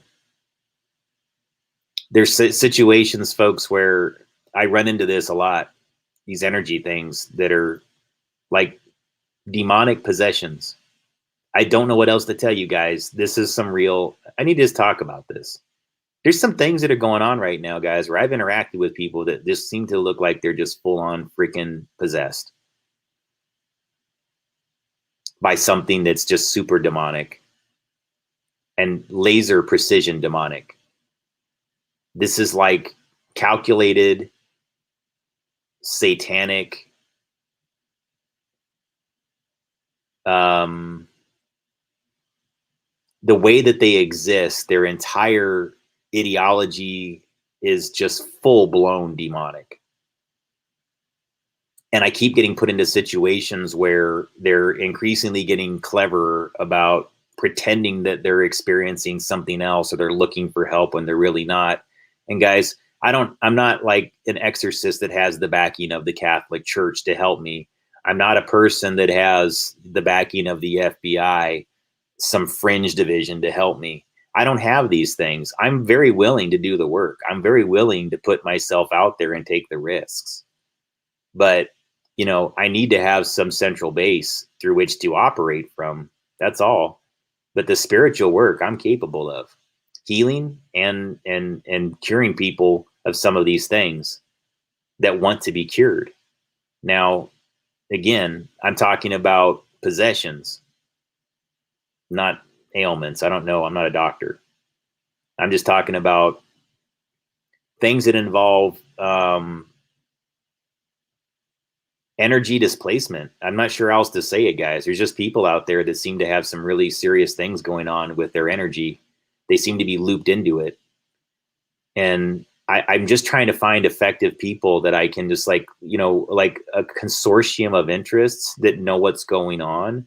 I don't want anybody to have to do this with me alone. That's not what I'm asking for. If those of you who think that, or whatever, I want us to like find our tribe to some degree to work on this together, because there is something deeper going on. And what I've tried to do is just make my ideology more compatible with more groups, so that they understand that I'm not doing something that's in conflict with them, that I respect them. I see what they contribute to spiritually to the collective consciousness. I respect religion. And I'm discouraged from respecting religion quite frequently, you guys. I'm from an environment, quite honestly, that tells me that it's, well, you know, aggressively atheist.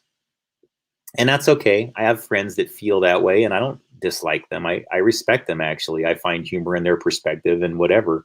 I just have a different perspective myself that's not necessarily religious in the classic sense, but it's not lacking in belief. I know there's a creator because I've done the research. Scientifically, I came to the conclusion that there is no possible way that we exist without a creator. There is no possible way anything that came into fruition happened without some degree of a creator, or a creator force or creator energy that keeps an eye on us, or overlooks or looks down at us from above. It operates on that exact principle, which is why every single one of these religions has something that's looking down on us, because they're conscious and aware that that's where its source is. It is something that's external from us that created all of this. What it is, how it operates. Is it a machine? Is it a person? Is it a thing? Is it an energy? Is it a oneness? You know, guys, that's all open for interpretation by me. But what I did learn when I researched it even deeper is that the human machine and the collective human machine, once they're all hived together in little spheres and they collect into other spheres, then they form the flower of life, like the chart I'm always showing. That's when you structure the larger belief system. Then I actually started to appreciate what a lot of these faiths and religions have done, and just sort of started to understand them like I would people. I go, wow, this all started off like with a really cool idea, and it had good plans, but I think it just became so large, and so the scope of it, and it became more difficult to perhaps monitor the parameters of the teachings. And then it becomes something where people are just like, hey, this is a really great way to get everybody to show up and give 10% of their money, man. We just got to keep this thing going, man. Let's scare the shit out of them now. And then that starts to be kind of the thing. Sorry about my language, folks. But, you know, that becomes part of it. It becomes more of a fear mechanism instead of it being a spiritual mechanism. And so that's all I would ask people. It's like, for me, I'm cool with everything, but as long as your form of it is more spiritually minded, is the way I like. For example, with Christianity, I do have a deep appreciation for it because of the respect that I've received from Christians. See, Christians, for the most part, have not said to me, Gabe, I require you to be like me. Some have, but not many. That's very rare. that I get that kind of bigotry or lack of understanding. When I do, though, it's very distasteful and I don't like it. But the rest of them were all sweet. They're the nicest people to me. They gave me hugs. They treated me like family. Some were warmer to me than people like than my own parents. They were just nicer to me. And I spent times in these places where I was kind of like, wow, these, I just hadn't experienced that, like that level of warmth. I don't know. And so I'm cool with everything. And for me, it's really a matter of, do you bury some sort of resentment in the back of your brain? Like, this is all fake. This is stupid, man. These people are all buying into a deception. Well, there was a time when I thought that, to be honest with you, but not now. I look at it as scientific document that actually historical and scientific. It's difficult to say. It's a codex. And I think it's in its original form, which I do think is interpretable through all the layers of misinterpretation and potentially, I guess you could call it deception, of the interpretations, but not necessarily deception. Just, people translate things differently. They understand words differently. So yeah, translations occur and things get lost. Original documents get lost, or translations of those documents get lost and passed to the next person. So intuition has to play into these things somewhat, folks, right? There's documents, but at some point you have to trust your intuition. I don't care if it's the Bible, the Quran, or the news. All of it. Trust your intuition. Your intuition plays a role in all of these things, And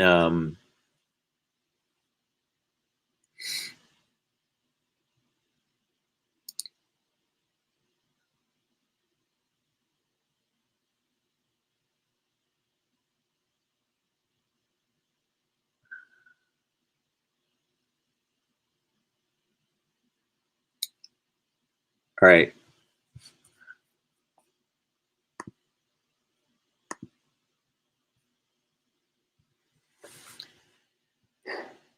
So the timeline thing, let's talk a little bit. Why did I sandwich in Hollywood timelines into this conversation about healing and wellness and blankets and everything else like that?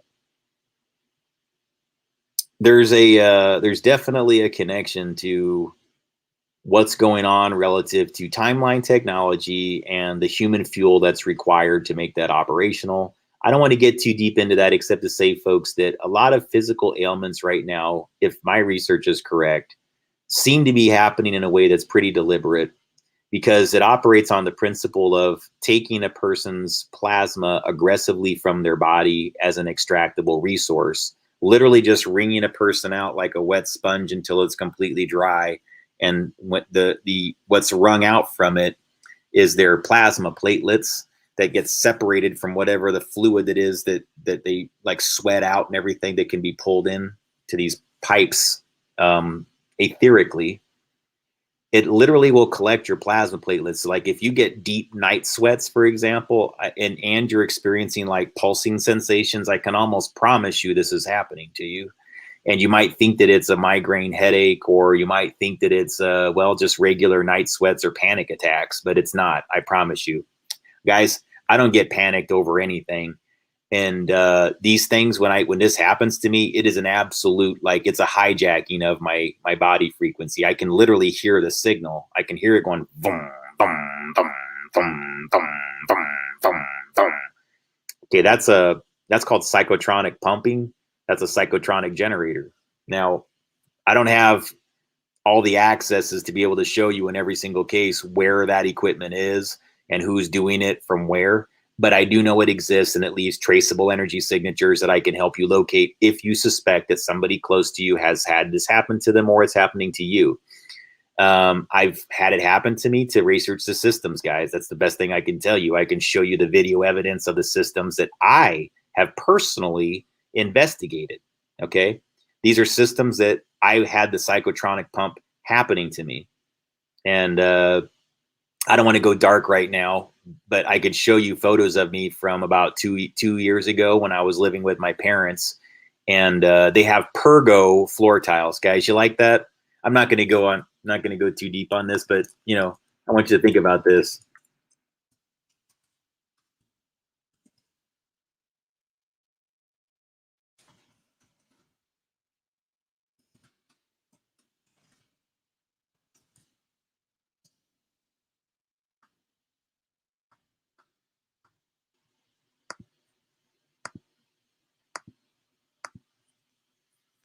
So I was on Pergo floor tiles.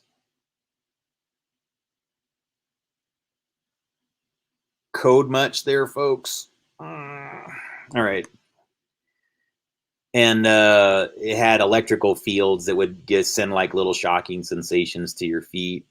There's a movie called Cat's Eye, starring James Woods and like Drew Barrymore. It was a Stephen King like short story, what do you call it, trilogy that came out in the 80s that actually has one of these floors revealed. They actually show you in the movie how these things work. I could not believe it when I watched the movie. I'm like, I'll be damned. That's what's happening to me. And not to that extreme, like in the movie where it's literally like making you go like, like you can't even stand on the floor, but it's kind of like that. It makes it to where all night long, you just experience very light, tingling electrical sensations, and it's combined with a very large magnetic field. What I've learned is the purpose of the magnetic field is to keep an entrained timing signal on you and whoever's taking your plasma or whatever is taking your plasma. Then the people that are receiving it, they just hang out in another area where the floor tiles are connected. So you're the transmitter, they become the receivers in their zone. And there's like plumbing lines that literally where your plasma, as it separates and goes through these Pergo floor tiles, will go into these tubes that get sent over to the next room. And the people that sit there in those chairs go and suck it up. You'll lose pounds. You'll lose 10, 20, 30 pounds. They'll gain weight and sit there like, I love watching ice truckers that get into high-speed accidents and animals that hate on cops. Part 5. It's my favorite reality show. I love this plasma. They just sit there like just, they're like half a human. Guys, it's like a drug. And you just need to start accepting that this is happening. That it used to be something where, look, guys, what this is, it's an etheric form of what they're doing now to even cure COVID. Plasma transfer, separating plasma platelets from blood and putting those plasma platelets into a person from another person. They're practicing this.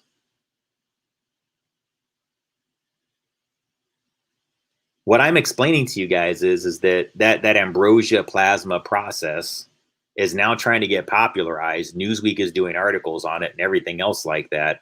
And there's a very negative aspect to this that you need to understand. And that there's a lot of people that when they do this, to them, once they get like they get a little boost from it, they don't want to stop. And they don't even care if their kids are the sources. Guys, can we just get real here so I don't have to say anything more than I have?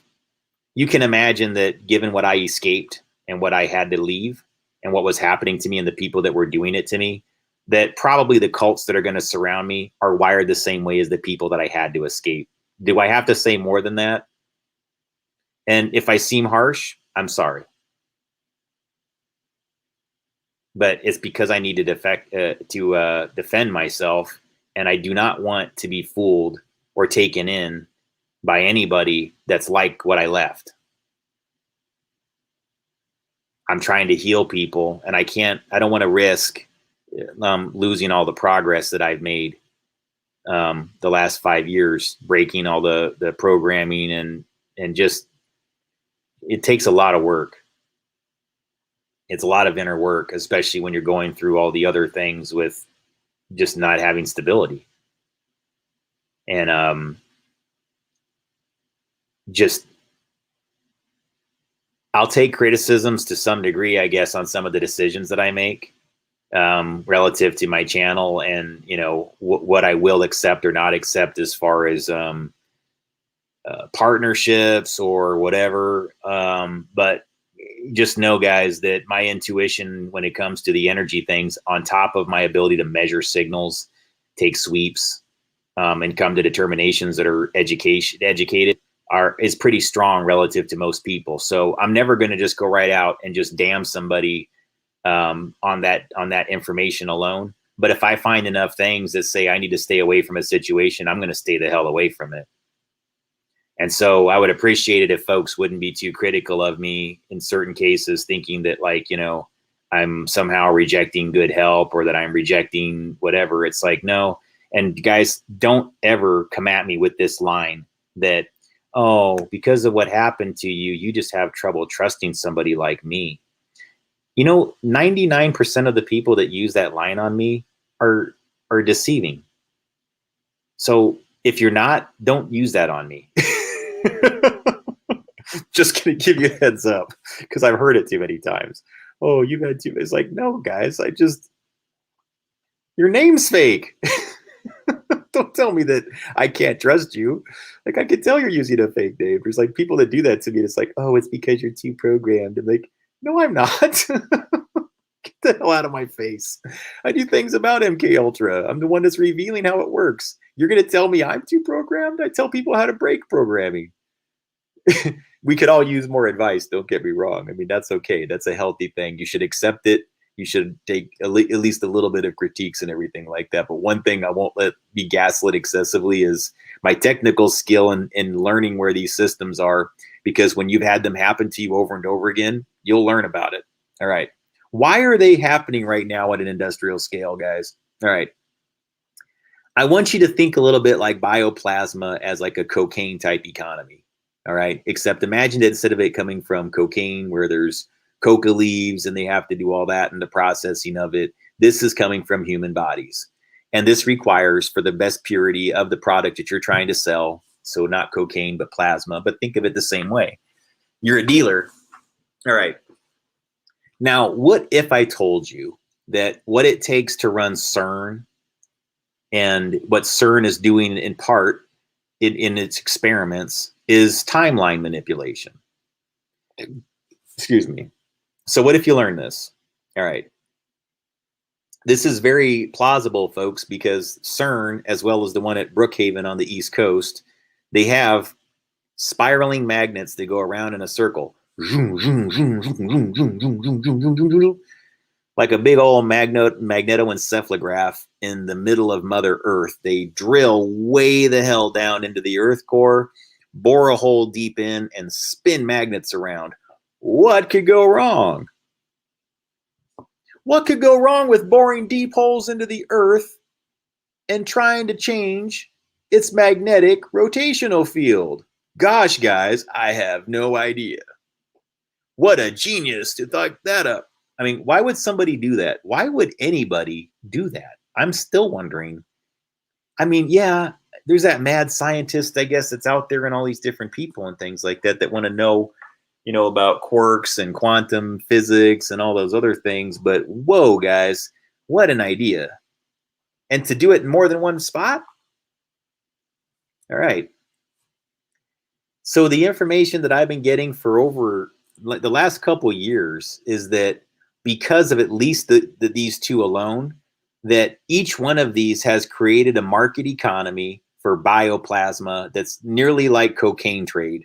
It's the same way. There's people out there that look at humans as fields of coca leaves. I want you to think this through a little bit, guys. People as fields of coca leaves relative to the bioplasma. And I'm not speaking code here, guys. I promise you. I promise. It's probably a bad analogy to make because I have actually had to whistleblow on things relative to that. So I promise you guys, I'm not trying to draw some parallels or do a parallel construct. Maybe I should do a different thing or whatever, but just think of any like addictive drug. That's the point. You know, heroin, coke, it doesn't really matter. But say that was what fueled. You just had to put a bunch of cocaine or just a bunch of heroin into this machine, and that's what made it spin and predict time. All right. I'm asking you to draw that correlation to something illegal and addictive for a reason. That's the core point. Whatever drug it is, coke, methamphetamine, heroin, I don't give a shit. But the point is, sorry for my language, guys. I mean, I'm really trying to watch it lately. I really am. I want these to be. I'm trying to be more of a healer, guys. So I apologize if I sometimes do my nasty language. I really want this to be seen by more people and for them to understand it. So please take my apologies, even though I normally never apologize for my language. All right. But what I'm saying, though, is that what if you learned that the ability to drive this technology at an industrial scale that gave people very slight time advantages was that drug? You can imagine that cocaine production would increase dramatically. You can imagine that whatever the junkies were using, now they would have to compete with whoever was running CERN. They would have to compete with whoever was running Brookhaven, because those machines would require X amount of cocaine or heroin or whatever methamphetamine to run. I know, guys, machines don't run that way. I'm just trying to create like something that's addictive to humans relative to this machine, so that you can kind of understand why humans have become a greater harvestable economy, both while alive and dead. Because people understand the organ harvesting economy relative to when you're at the end of your life cycle, about to be dead, but they don't understand that there's people that basically slowly make you dead by taking your plasma. And a lot of ailments that are going on out there really is just aggressive plasma sucking. And once you get that people are really having psychotronic pumps and psychotronic generators used on them in pretty large scale right now, and that they're going through great efforts to hide this information so that people will always attribute it to what? Well, COVID. They want you to think that every single time this happens, it's going to be COVID. And guys, no, they're just turning these things on like left and right now. So I'm explaining to you, if the person that is ill is experiencing something that just feels like their body is being aggressively pumped, like boom, boom, boom, boom, boom, if they can feel a magnetic sensation, if they can feel an electrical pulsing, then I promise you guys, they're being, look, I don't know, but don't just accept whatever reason you're being given. At least look deeper into it. Find out what their body voltage is. Find out what their biofield is. See if you can do some just greater measurements relative to what their environment is. Go get a cheap electrical field meter and find out, is their room exceeding like 50 volts per meter on electrical fields? And if it is, then that's going to have a lot more to do with what's happening to them. And if you can mitigate that, their health is going to improve. I promise you. There is correlations, guys. My problem is I could fix a lot of these situations in nearly every situation that I've seen. It's the resources I don't have. It's not the knowledge. I just don't have the resources to try a few different things to find out which ones work better than others and measure the results. If I did have the resources, I would be showing you guys all kinds of ways to make your home safer and free of these E fields that can harm your biofield. That's really where I'm trying to go with everything, guys, going forward. Is just helping people improve their health, wellness things that can basically show you how one thing can affect the other. I mean, what if I was able to show you guys that if I turn off the breakers inside your home, like all across the home, that your biofield changes exponentially when I measure you before and after? You'd probably be more interested in what each room does individually, wouldn't you? Because that's the kind of thing I can show you. I can actually show you how your body voltage will change and how your biofield will change. I know it will. I mean, I've seen the differences in different locations. So, anyways, the human mind and the body produce a fuel for these machines that are like CERN and like Brookhaven. It's a fuel. And there is a market economy for it, just like there is a black market economy for cocaine, heroin, meth, all those things. Now there's a black market economy for this. So the way of hiding these activities is to make it all look stupid, ridiculous, and put all kinds of these cult characters behind it on the internet that all go like, it's adrenochrome, guys. Let me show you all about adrenochrome. And it's like, well, this is why I'm very critical of all those narratives, is because it's like, that's not really what it is. It's a great name because it was popularized in Fear and Loathing in Las Vegas. And so all these people now believe that that's the actual name of the thing and blah, blah, blah. And, the lore associated with it, but it's actually a chemical, guys. If you really do the research, you're going to know that that part's a myth. What that fluid is that would cause, Johnny, look at this shit. Hang on.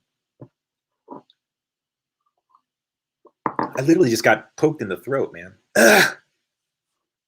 Okay, Johnny Depp's character.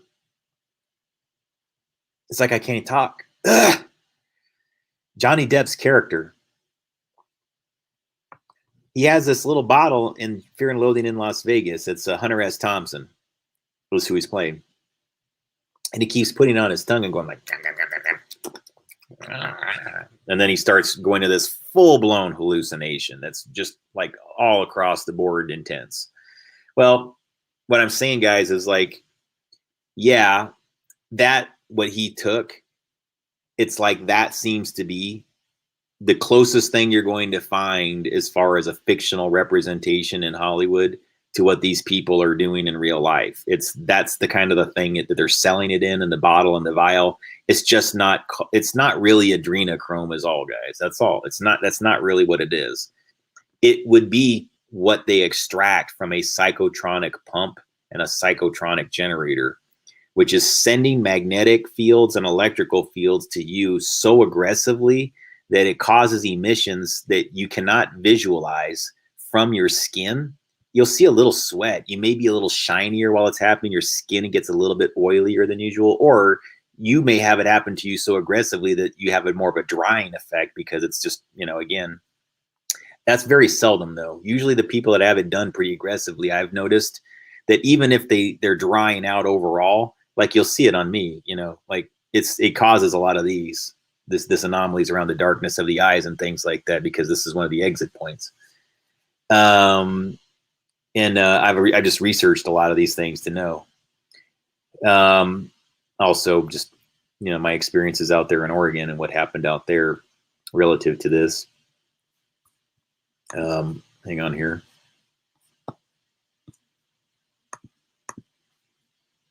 All right. So this fuel is just bioplasma that's extracted from people that is typically of the dark orgone radiation, otherwise known as deadly orgone radiation, which I'm really trying to change that definition myself. I would really like to, I wish we had like some group of people that were meeting someplace discussing these things and that I actually had a seat at that table. That's all I can tell you. So I could say like, are you guys sure that everybody should be calling it deadly orgone radiation? I think you should call it dark or dormant or something else entirely. I think dark is a better word. Dark orgone radiation. I really don't like deadly orgone radiation as a name, because orgone radiation by definition is life energy. So why would you give it a name that's anti-life? Why would you call it deadly? To me, that's like totally missing the boat on the psychotronic, or rather the psychoenergetic element of everything that involves plasma and bioplasma as a science and as an understanding, as a discipline of understanding. I don't know. Maybe I'm wrong about that too. I'd love to talk to people that are experts in this, because there's just nobody out there I can talk to. That's my problem, guys. There's so few people I can talk to about these things. It's lonely. I'm glad you're here. Thank you.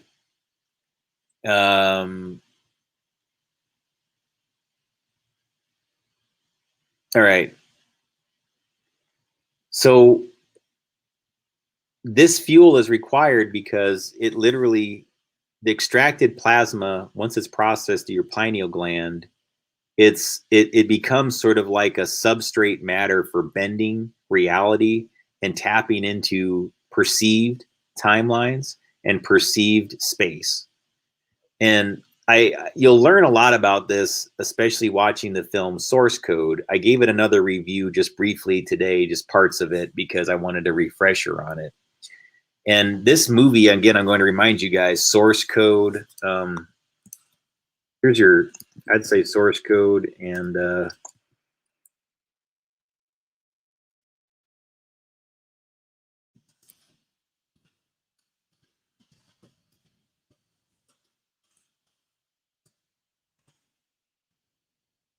okay, Source Code is a movie you'd want to watch for timeline technology and quantum computing for real clues, guys. It's pretty low budget and basic as far as like its plot line. It's just 8 minutes on a train over and over again, and a guy trying to solve like who a bomber is, but it's involves a military project and a guy that's basically being put into a timeline reassignment thing where he occupies the soul, or he occupies, I guess you could say, a person's perception as them the last 8 minutes of their life leading into some disaster, because the human brain stays active, has an afterglow after the body dies. And so they basically said that within that afterglow of energy that emits from the brain, that using quantum computing, that they're able to sort of like create using this. I'm assuming that what would make this happen in reality is it's not just quantum computing, because if it was simply a computing process, this would not work, except for to be highly realistic and able to predict things or understand what may or may not happen, but not definitively. You would have to have human fuel to really get down to the precision of it, because we're dynamic. We're not linear. We can change on the dime and modify things on the dime. That's what's interesting about human DNA. We have that junk DNA, or rather in the RNA strands and things like that. I would argue that a lot of that is like the programmable matter that we're leaving dormant, that we're just choosing and selecting because we haven't allowed ourselves to be upgraded. It's like we're not even letting ourselves tap into those abilities. And like we let people tell us over and over again, like, well, those are junk strands, or yeah, we don't really know what that is. And I think they do, actually. And I think that there's information on there. And I think that that's like the RAM, the random access memory of the collective consciousness. You have the RNA and the DNA, and I think there's what you're contributing to. And part of that's what you're receiving from everyone else, the bio internet from your biofields that are all combined. So again, what you're thinking about does matter. Like if somebody says to me, guys, if you ever tell me, like, will you please think positively for my family member? Will you please send healing energy to this loved one of mine? I'll do it for you. I mean, that's free. I don't care. I'll do that for anybody. If within reason, not if you're Hitler. But it matters. And when you combine energy, like that, and beliefs, then yes, I mean, your biofields do merge. They do meet, because not entirely, but on the shared beliefs, they do. And positive orgone is such a spectrum of energy that's so strong relative to fear and dark orgone. I mean, it projects further, I think. To me, DOR, it really is a coiling energy. It's there to go boom, boom, boom, boom, boom. It's like it squeezes on your spine and it makes you crunch up and makes you feel like this. That's DOR. Whereas POR is just that loving expression.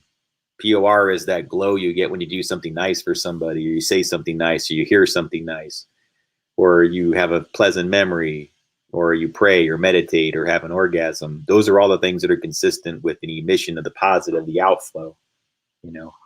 It's a giving energy, but it's a better feeling energy. It's not coiling inward. Isn't that strange? How the one that's the DOR is a selfish energy. It coils, vroom, vroom, vroom, vroom, vroom, vroom, vroom, vroom. And the one where the energy outputs and sends outbound and goes outwardly, that one is the one that is of the positive orgone. That's the one that helps you and benefits you, is when you're giving out the most. It's so strange how the karma cycle works very similarly. Then you understand why we assign certain behavioral traits to karma, when it's really just more about what are you existing in as a state of energy. Okay. But I thought it was super interesting, though, this notion of timeline manipulation and the ability to drop into different time assignments. And how else do I say this? Like I said, it's not something that I'm always comfortable discussing. Like, when somebody gets into talking about witnessing possessions, that sounds a little stupid. It makes some people, it makes you open for ridicule in some cases. And I'm not sure what to say about that, guys. You would have to witness it yourself to know. You would really have to be in front of one of these people to truly understand what a possession is like. No, it's not quite as dramatic as Linda Blair in The Exorcist, but let me tell you something. It's almost like that. Nothing quite as extreme as seeing a head spin around all the way 360. No, it doesn't defy physical nature that way. But you do see some very, very strange things. People going into loops of repetition, saying certain phraseologies to themselves in repetition. Like I don't want to say what it was. I had a case where this happened to me several months ago. Well, not several, but I don't want to say exactly when, but it wasn't that long ago.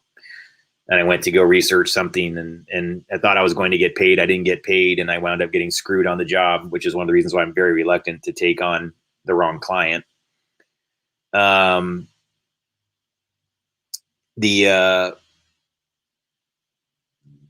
behaviors that I witnessed were just full blown demonic possession type things. And I knew that if I had gotten stuck, this is why I say, guys, like, you really do need a support base when you're dealing with this type of research, because these people, if they feel like they can get away with getting you into a controlled environment, they will absolutely do it. And then they'll cut you off informationally from everybody in the outside world and steal everything from you and whittle you down to nothing. And then you become the victim of their psychotronic generator. So just letting you guys know, if there's been certain invitations that I haven't accepted, in some cases, not all, in some cases, I just really can't go to those places, guys. Like, if you're on, some people have offered me sanctuary, but it's like thousands of miles away, or a place that I can't afford to travel, or just couldn't get there to begin with without significant assistance. So I can't always accept those offers, but I do appreciate it. And so I'm not suggesting to people that every time that that happens, that it's a sign that I think that it's this. That's not the case. It's just that I get invited to situations that I know that's what I'm walking into. I know the signs of it, guys. I do the measurements in advance, or I do the research. I kind of know the telltale signs of the people that make the offers when they're doing it. It's a little bit like the Joker. They got to leave their calling card, you know. So they'll always tell you they're going to arc you. They're going to send DEWs at you. So telling you guys, like, what we're dealing with, I think, with these possessions really is an energy component that involves energy weapons. That's why I make appeals to people that are a little bit more from intelligence circles to work with me, or military circles to work directly with me, because I think we've exceeded the value of me being on the sidelines. Or I would tell you that perhaps help me a little bit more with bridging what where I'm at with somebody that's in a civilian population, so that we here in a civilian population can support you better. Because I want to do that. Right now in America, we're going to need to give people that have to do some significant frontline operations to restoring the safety of our cities and neighborhoods. They're going to need a lot of public support that the media is going to be really discouraging. And they're going to be encouraging a lot of the violence in the streets. They're going to be encouraging more people to argue, and they're not going to be making sane appeals for people to find humanity in one another. So what I'm trying to do is avoid the volatile aspects of what's going on with all the current events, and just offer my assistance to say that, look, you're going to need help managing information, and people that understand at the level that I do, that if you can get us or help us more. Well, look, guys, I know there's only so much you're allowed to do because you can't do things directly. I get that. When it comes to official things, people got to stay official. But I know there's people keeping an eye from a distance, and there's some degree of officiality with things that I experience because they've been tied directly to projects.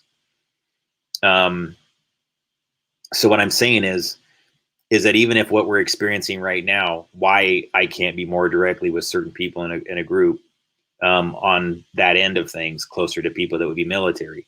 My suggestion to you is to make it easier and to give greater reassurances. And I am seeing them, by the way, and they're really cool the way you're doing it.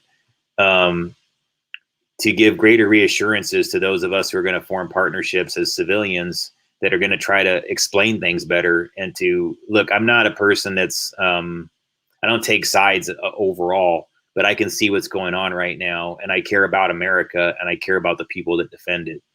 And what I will say is that when there's certain decisions that have to get made, you can at least rely upon me to evaluate it in a way that's sane, rational, and will help people who may not get what's going on in the typical news cycle. I'll take that on as a responsibility, but I have to be in a safer place. That's all, But I'm not a deceiver. I'm not offering to do propaganda. I'm offering to explain it rationally for what it truly is, because I understand it. And you deserve support. You deserve to have people that will do better than the current news media is. And you have to be able to give us pathways into getting this information to people. And I know you have the abilities because of everything that's going on in Oregon, Prineville, the whole data center thing. Those unfamiliar guys, they really are doing things to harness traffic away from the private interests that are doing harmful things to America. And it may seem like a really strange idea to convert some of that over to sort of like a military portal, but no, not not if you know how bad it is, guys. And again, that's probably going to get revealed more if it's in fact true. That they're kind of there's like mirrors of the internet, guys, where they'll create, like, how do I say it? Like the internet kind of just exists, right? And you can take a snapshot of it, just like the Internet Archive has the Wayback Machine. There's a kind of a snapshot to how the internet exists right now, like an image of all the internet as it currently exists. And they always keep a parallel image of the internet and make slight modifications, and then do as many things as they can in chaos events to sort of like cross their fictional mirrored internet with the real one. And they keep doing this over and over again, crossing the fictional mirrored one into the reality one to do money laundering, to cross records, to cross stories, to just create overall confusion. If I had a whiteboard, I could explain this to you way, way easier. It's so challenging. But I know the timeline technology is playing into this, folks. So I would say that faith and belief right now, especially, are going to be very important. And so I'm not discouraging people from having a greater connection to religion at all. That's not going to be a part of my research, and it's not going to be a focus on what I do. What I think is going to benefit people right now is to have something to fall back on, is to have something to have hope in, is to call upon a higher source, both external from themselves and within themselves, to understand that they exist in another plane somewhere, and that other self knows things about this current self that you are still unaware of. You know, like when they talk about the higher self, it just means, folks, that there's another one of you on another dimensional plane, and that on other dimensional planes, on other, whatever you want to say, timelines, we do understand what's going on now way better. Do you know that? I mean, doesn't that sound logical? That 50 years from now, they're going to be able to look back on what's happening right now and actually send information. Once that's a reality, when will we see the signs of it? Or when did we see the signs of it? That's where Hollywood comes in. I'm learning more and more every day, guys, that Hollywood's always been involved with this since the beginning. It's always been timeline manipulation. Since the minute a tower went up, since the minute frequencies started broadcasting across large groups of populations, it's all been a frequency hack into reality. All of it. All broadcast television, all radio. It doesn't mean it's bad or it should go away. It's just that you have to understand that it was not just entertainment. It was a physical process of electromagnetic entrainment that just had a cool tune and a nice picture associated with it. It's doing this to you, though. It's a wave, and it's aimed at you, and it's affecting your physical body. It's just that when you get this wave hitting at you, you get to hear, like,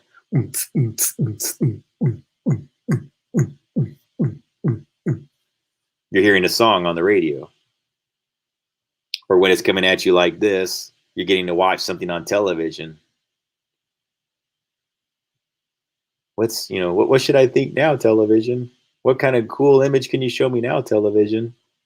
You get a pretty picture associated with it, with the signal, with the frequency, all affecting your biofield. So again, guys, I'm not a naysayer. I'm not the person that thinks it's all bad or should go away. No, it's just that let's have an intelligent discussion about how one thing leads to another, how one thing affects another. How do we form and structure our reality? That's all.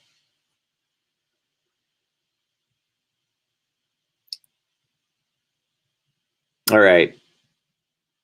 Definitely watch The Fury and the source code if you want the education on brainwave.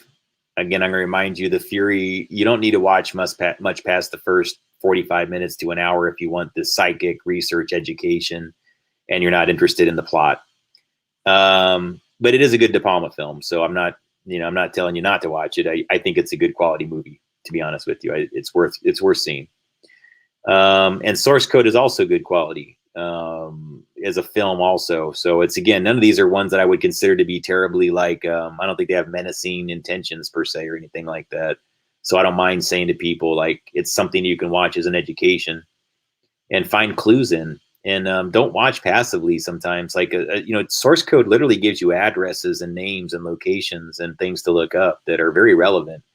I do think that they do things within these films sometimes to tip people off to reality, things that are going to happen.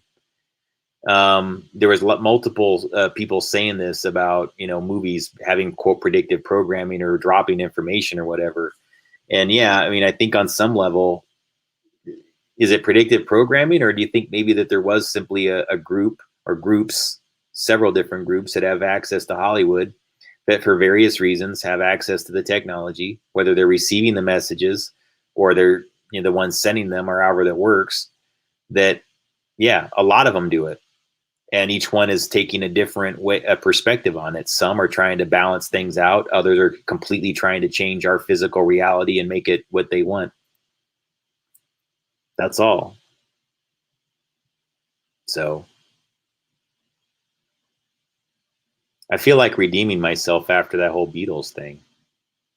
Maybe I should try to redo Lionel Richie's Hello. Hello, is it me you're looking for? 'Cause I wonder where you are, and I wonder what you do. Are you out there feeling lonely, or is someone loving you? Tell me how to win your heart, for I haven't got a clue. But let me start by saying, I love you. Oh, Lionel Richie. You guys have to watch the video. Here's an interesting factoid. I learned, guys, after years of watching, I've seen the video for Hello just because I was a child of the 80s, and that was, big MTV song back then. But the director of the music video for Hello is a guy that almost exclusively directs music videos, and some pretty high profile ones from like Michael Jackson. He did some Lionel Richie, those kind of artists, right? But he did like 1 or 2 movies, and one of them is Hiding Out with John Cryer.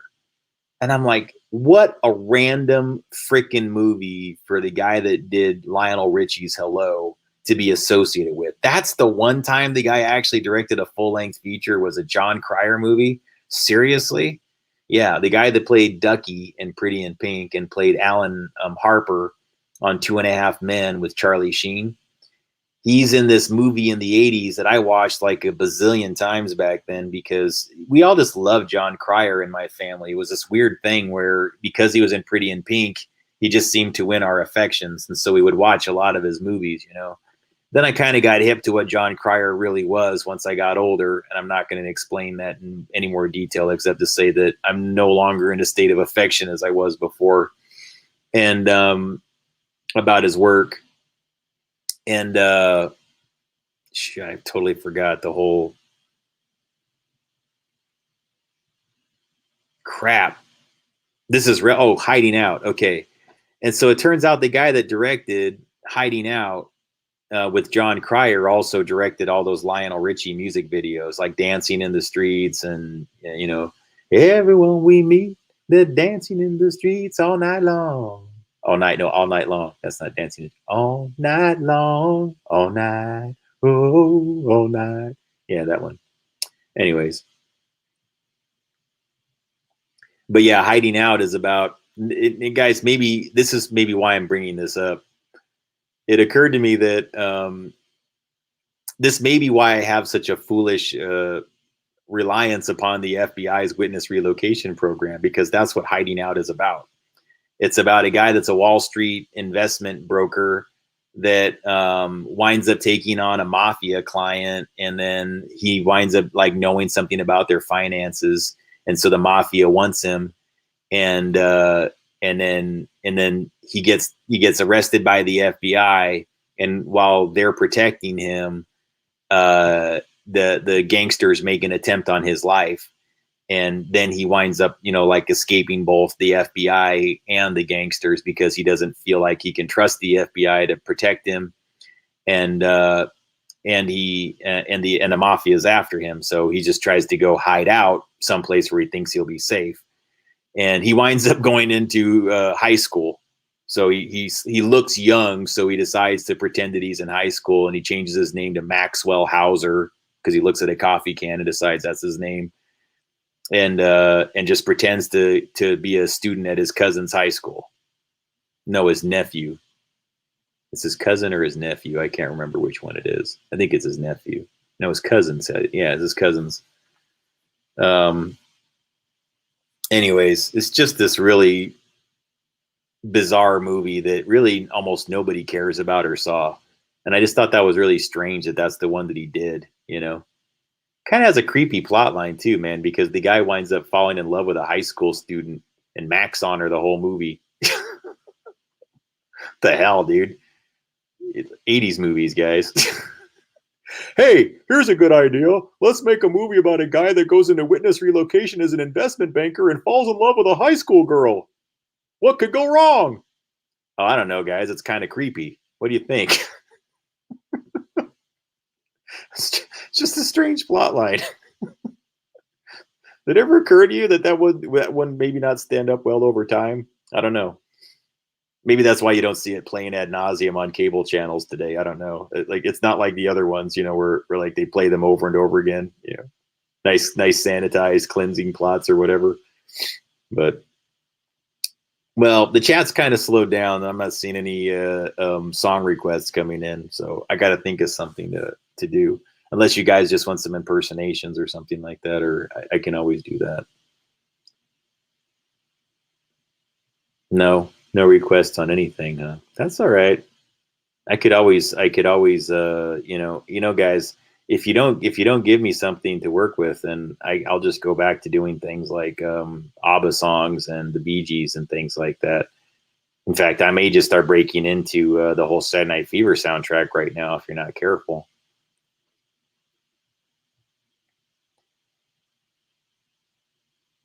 And the feeling is right. The night fever, night fever. We know how to show it. And in the night fever, night fever. How about Staying Alive? You want some Staying Alive? Grease? I'll do Grease again.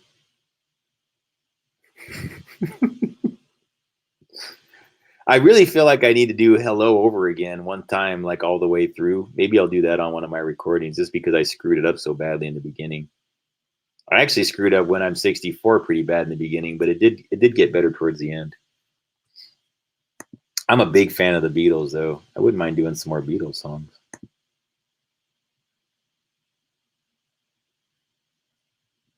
Here comes the sun, doo-doo-doo-doo. Here comes the sun, and I say,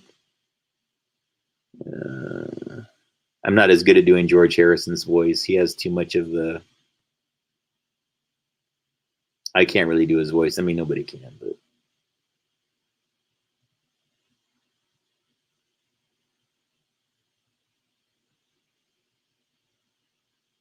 Mm-hmm. I don't know. I really like Rubber Soul is one of my favorite ones. I like the Help soundtrack. When I was younger, so much younger than today, I never needed anybody's help in any way. But now and I find I changed my mind and opened up the door. Help me if you can, I'm feeling down. And I do appreciate you being round. Help me get my feet back on the ground. Won't you please, please help me? Let's see here.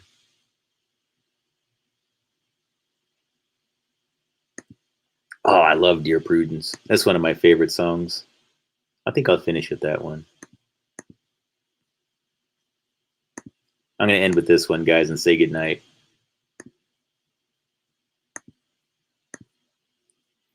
Dear Prudence, won't you come out to play? Dear Prudence, greet the brand new day. The sun is up, the sky is blue, it's beautiful, and so are you, dear Prudence. Won't you come out to play? Dear Prudence, open up your eyes. Dear Prudence, see the sunny skies. The wind is low, the birds will sing, that you were part of everything, dear Prudence. Won't you open up your eyes? Look around, round, round, round, round. Look around, round, round, round, round. Look around, round, round, round, round. Look around.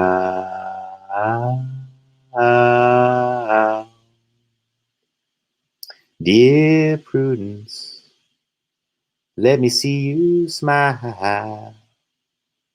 Dear Prudence, like a little child. The clouds will be a daisy chain, so let me see you smile again, dear Prudence. Won't you let me see you smile? Dear Prudence, won't you come out to play? Dear Prudence, greet a brand new day. The sun is up, the sky is blue, it's beautiful, and so are you, dear Prudence. Won't you come out to play? Guys, I promise you this actually happened. I'm going to leave you with this one little quick story. Synchronicity, you tell me. And this, I promise you, I can provide photo evidence if I can really dig deep and find it. I was at the Dakota building in New York City. I'd just seen strawberry fields in Central Park, the John Lennon memorial that says Imagine. I go over to take some pictures of the Dakota building because it's just a fascinating piece of architecture. That's where John Lennon got shot. I walk right up to the entrance.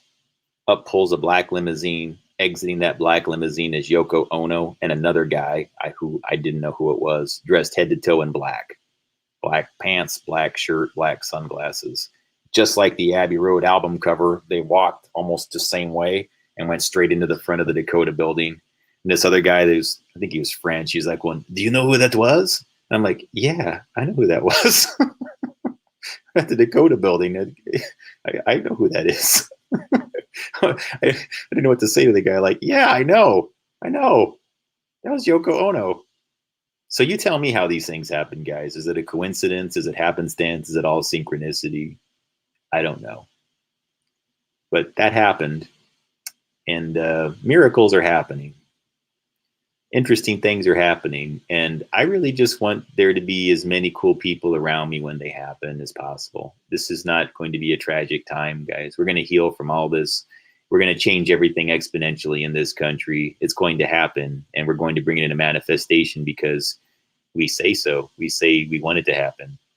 It's going to happen because we're going to will it into manifestation. We're going to make it the reality. Thank you very much for joining, everybody. I do appreciate your time and consideration and support, everybody. Thank you very much. Sincerely, today especially. I can't begin to tell you how much I appreciate it. Thank you.